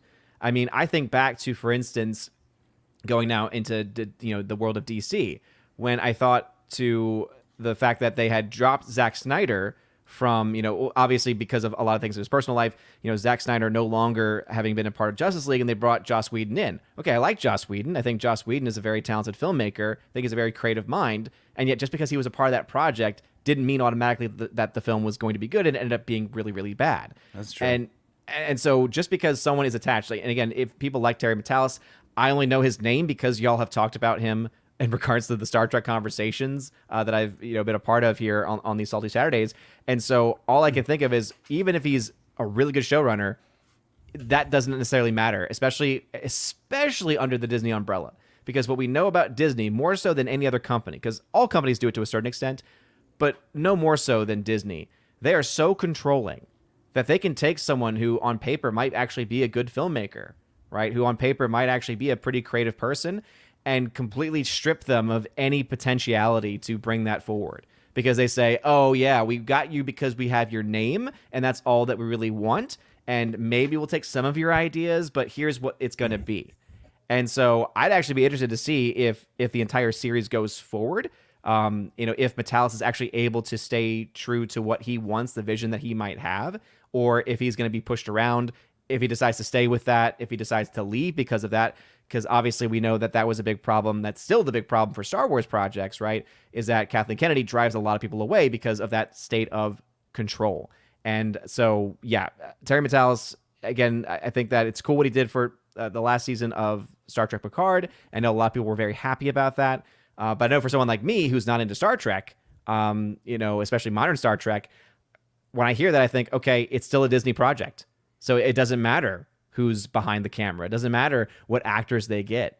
And I think, Matt, you made that point about its vision. It's like, yeah, exactly. Like, not only are they bringing him in randomly, but they're bringing him in to do a show about Vision, which is a character that most people, even when he was big, didn't care about because he was never that big. Yeah, I would agree with you on most of that. The only thing I would say is that, having Kevin Feige over you as opposed to Kathleen Kennedy is a huge difference. Marvel has not done a great job, but Kevin Feige at least has a DNA of success. And, just listening to some of the stuff he's on, I'm not exactly sure why and whether he's been pressured or what's happened, but, maybe pulling in a Terry Matalis is a last minute ditch effort to try to, turn things around and at least infuse some of that more classic style that they were going for back, during phase 1 and 2. So, I don't know. We'll see what happens, but I think a lot of what you said there is good because Disney, you just can't trust them, and you can't trust Bob Iger. So We'll just keep our fingers crossed for Terry. Hopefully he doesn't become one of the zombies and just dresses up like one and puts out. I love that analogy. Yeah. You can't really trust Feige either, though, because lately, no, yeah. Well, but when we say lately, though, we mean for the vast majority of the time that the MCU has now been around. Because even the early days, MCU stuff was still Paramount, right? There was still that connection with these other things. And so Also, obviously Ike he's been Perlmutter. around. Yeah, so like he's been around obviously for a long time. But when you think about when he actually like officially, it's like he is the official mind behind the project. Like that's really that point where we can almost say that downward trend really started, right? And I think that we look at the last few years, especially, right, last 3 to 4 years, and it's just been nonstop garbage with very little, like Guardians 3. But even that one, it's like, yeah, it wasn't as bad as I thought it was going to be. That doesn't necessarily mean it's an amazing movie.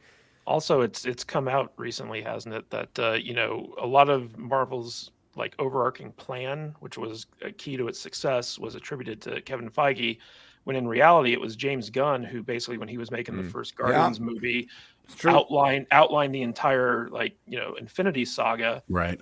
And Kevin Feige just used that to basically base his decisions off of. So he doesn't actually have a great track record of doing good stuff, because when he first started with Marvel, like Ike Perlmutter still had a big say in like how Marvel movies and stuff were made. And so it wasn't until he kind of like pulled a Game of Thrones on Ike Perlmutter and got control of the things, and then he had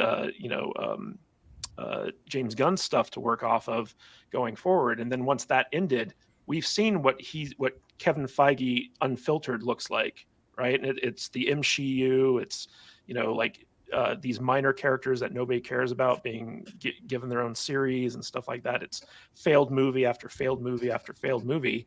And this is the first time I've actually seen him make what I would consider a good decision when it comes to hiring, essentially. And it wasn't until things got so bad that they couldn't ignore it anymore, right? That they chose to kind of course correct on this. And as just as a framework for this, you think about how big Endgame was as a movie, right? It only ended up being because of how much they spent. I say only, it's still a lot, $600+ million in net profit. That all has been wiped away. All the things that adding both Endgame and Captain Marvel, and it really for Captain Marvel was not why that made money. Endgame's why that movie made money, right? It was completely the proximity to that film and them playing that, marketing it as this is the last film you need to watch, right? So people are like, oh, I have to see this thing, even though the thing sucked. So together, combined, they're like $800 million in profits. And now, based on everything that's come out since then, you're looking at over $300 million in losses.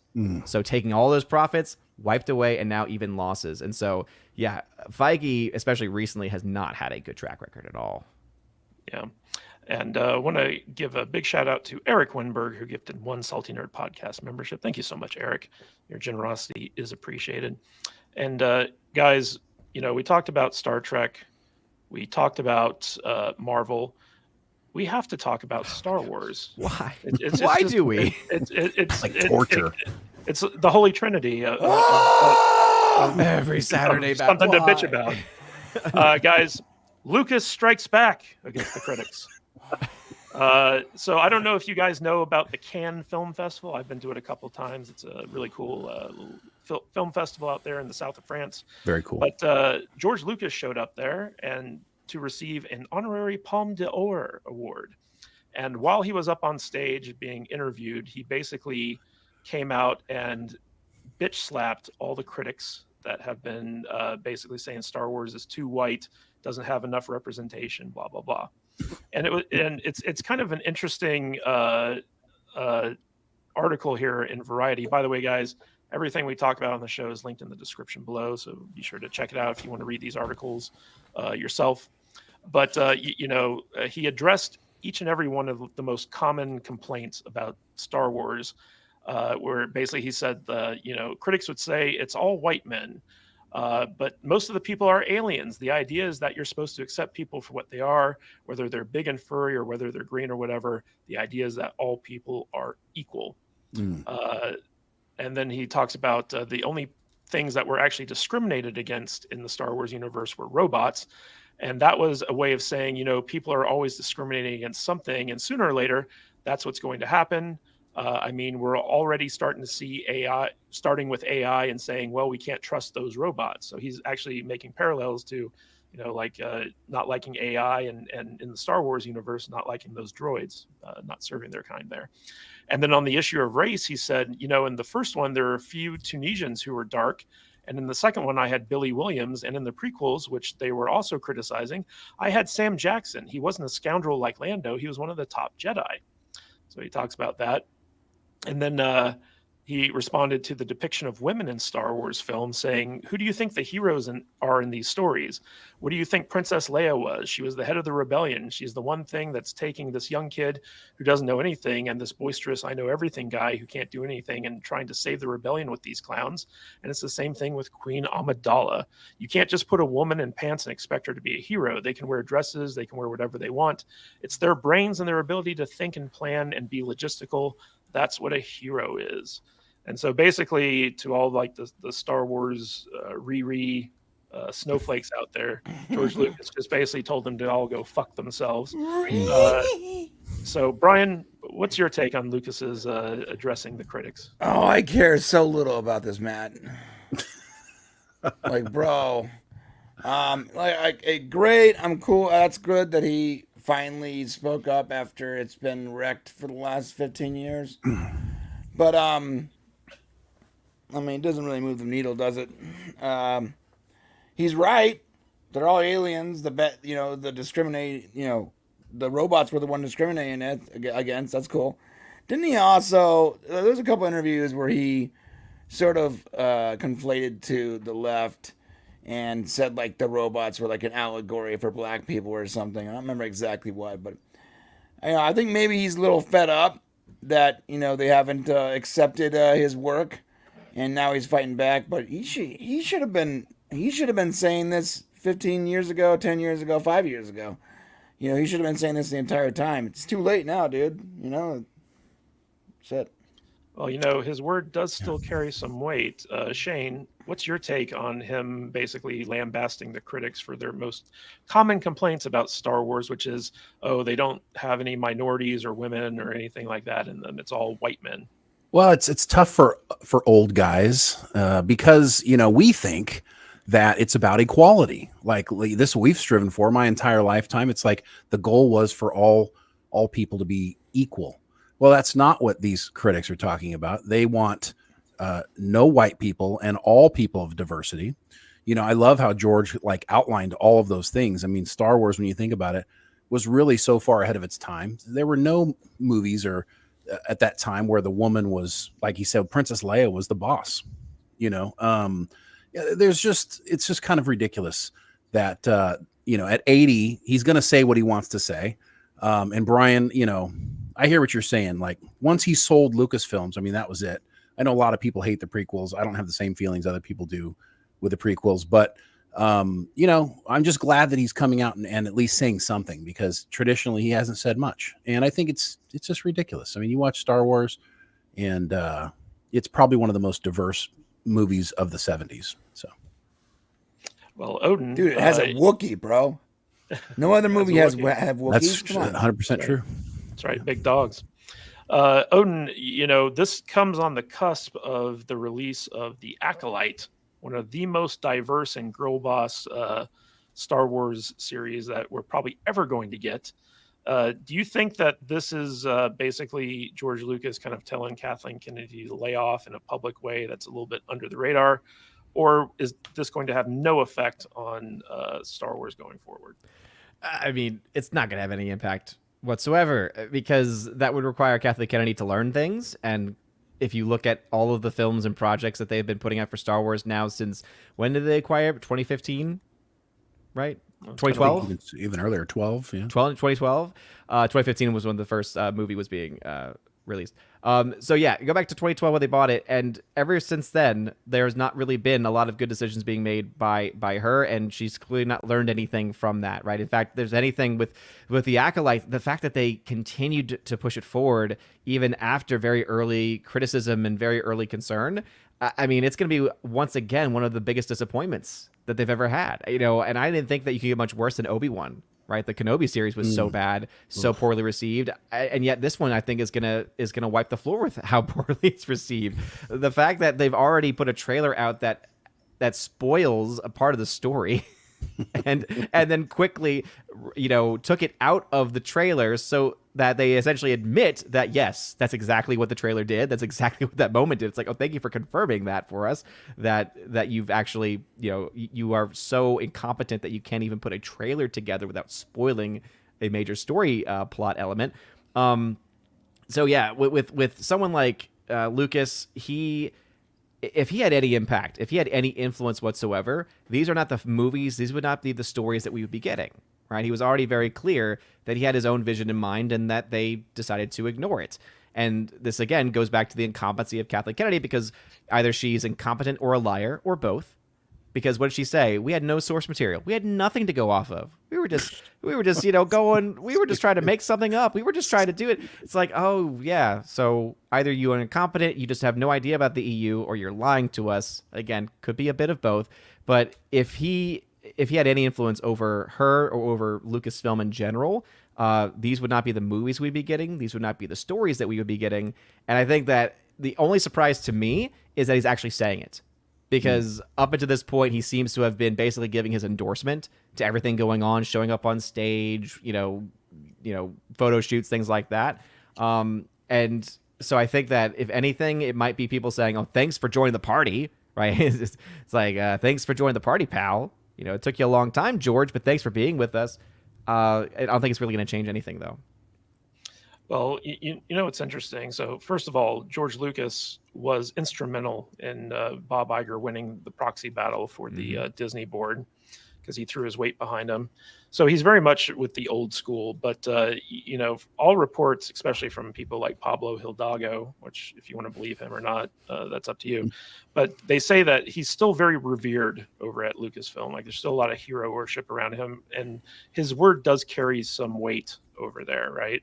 So like if he comes in and he starts saying like, hey guys, lean off the Star Wars is all white men type thing, chances are people at Lucasfilm are going to listen to him and they're going to start cultivating that culture a little bit more. But I tend to agree with you, Odin. I don't think this is going to move the needle at all. I don't think I think Kathleen Kennedy is so far down the radical feminist rabbit hole that she just doesn't care.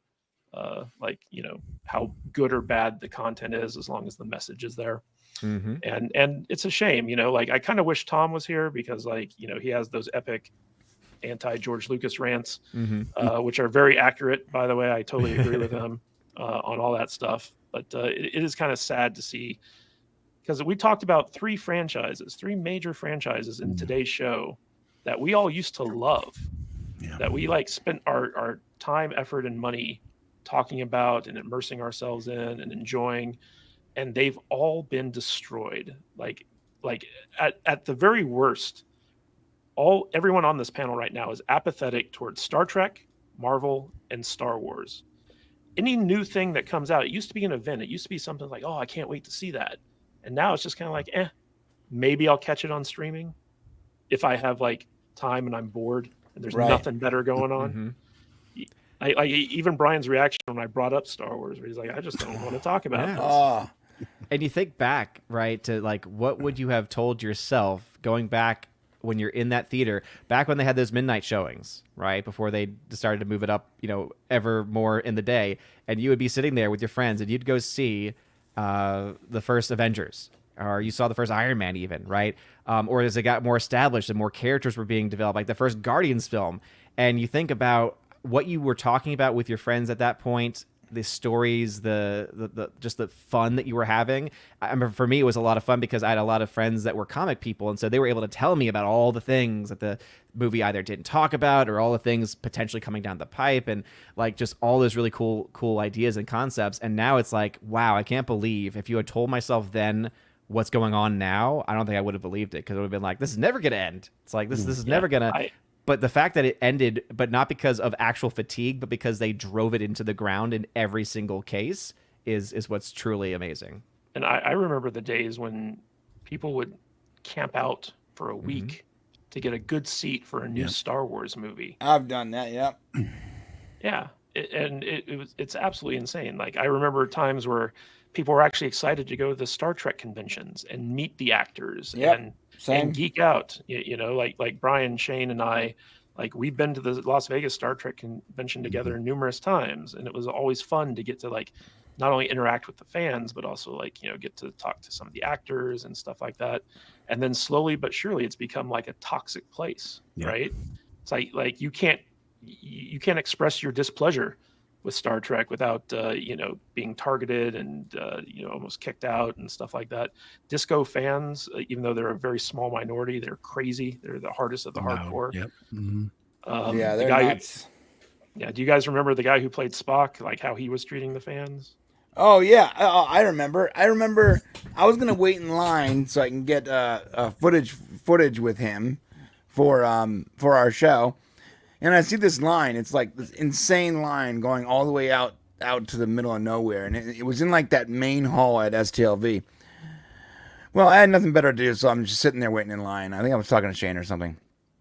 I get up to the front, and they're like, "Sorry, sir, no cameras." No cameras. And he's like behind a curtain and all that. So I'm like, oh, well, I'm good then. I don't really need to see this person, right? So I try to get a shot of him with with around the corner of the sheet or whatever. They had that black curtain. And the actual guy was like, no cameras! He got all mad at me, dude. Because he was selling pictures. So he didn't want anyone to use cameras when they were actually meeting him.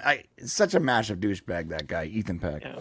And also there's been a concerted effort to kind of like erase Kirk from like all like the Star Trek promotional stuff. Same thing with like Luke, like Star Wars doesn't want Luke out there. They want to replace him with Rey or like, you know, some other girl boss or something like that.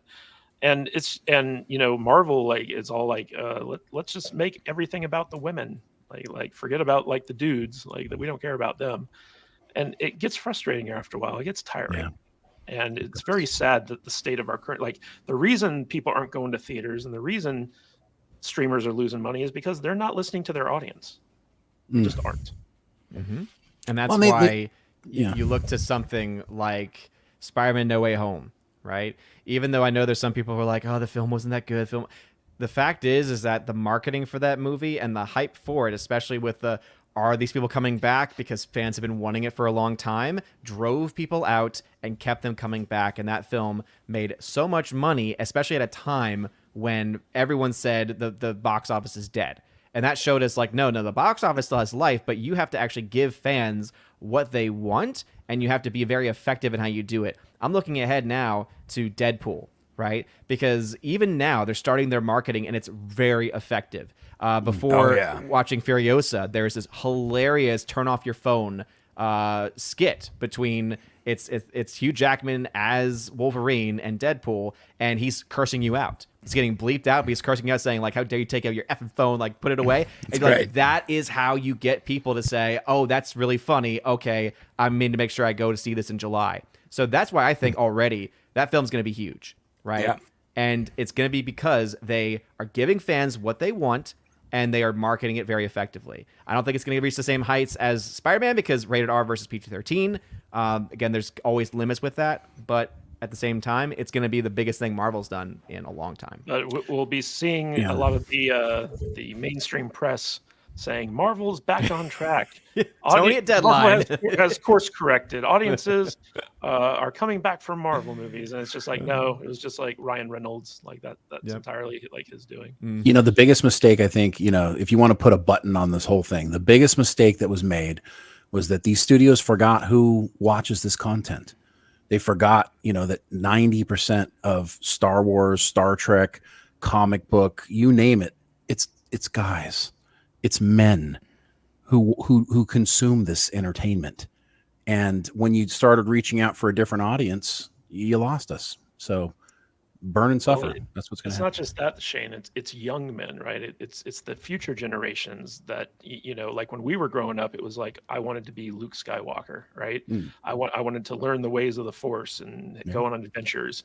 And nowadays, you know, they're their decisions on like the content that they're making, it's geared towards little girls who Mhm. the vast majority of little girls don't care about science fiction Yeah, and they don't give a fantasy and shit. stuff like that. Yeah. They don't care. bro. And they won't even later. I mean, it's not like you're going to turn them into it. I mean, this is this is who we are as human beings.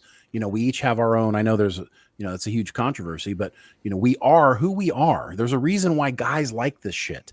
There's a reason why it's in our DNA, so huge mistake. I have twin girls. One of them really likes all the Marvel stuff and DC stuff, and she watches a lot of the TV shows with me. She's like a little mini version of me.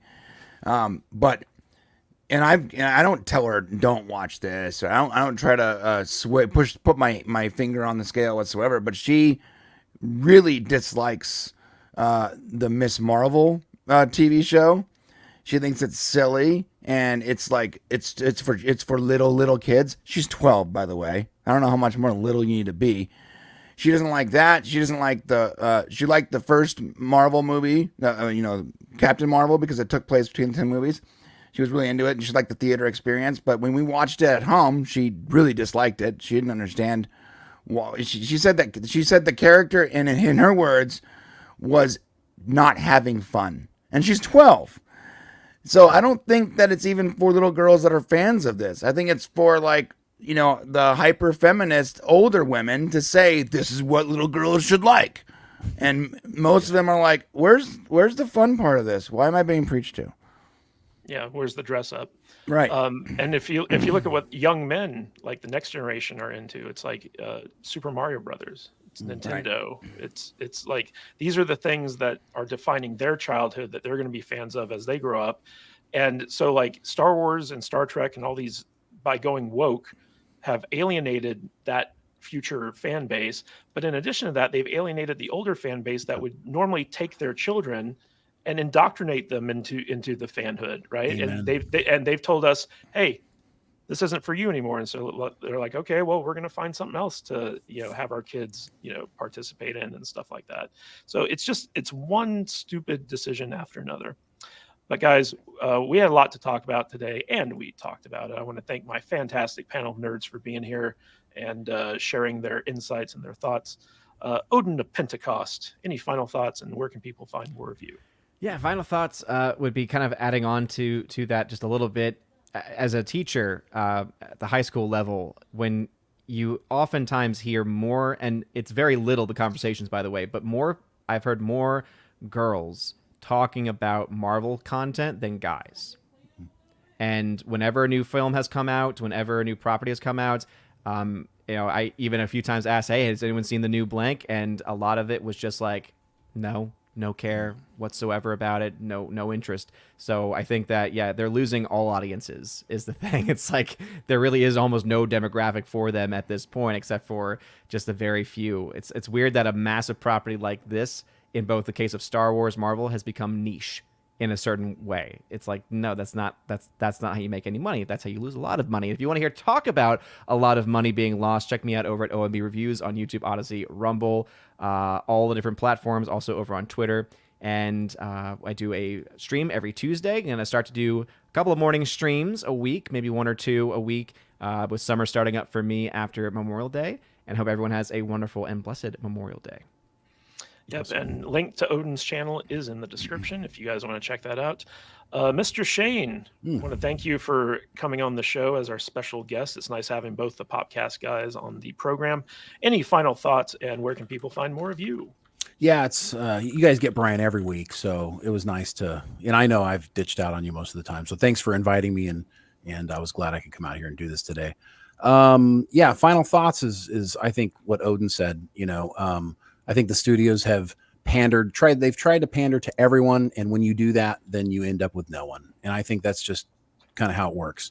And the future is not looking bright. I hate to say it, guys. I hate to say it. But if you want to be entertained, besides going to the Salty Nerd Show on Saturdays or Odin stream on Tuesdays, you can come to our stream on Thursdays, 4:00 Pacific Standard Time, youtube.com/the Popcast. And Brian and I are doing some wild and crazy stuff every week.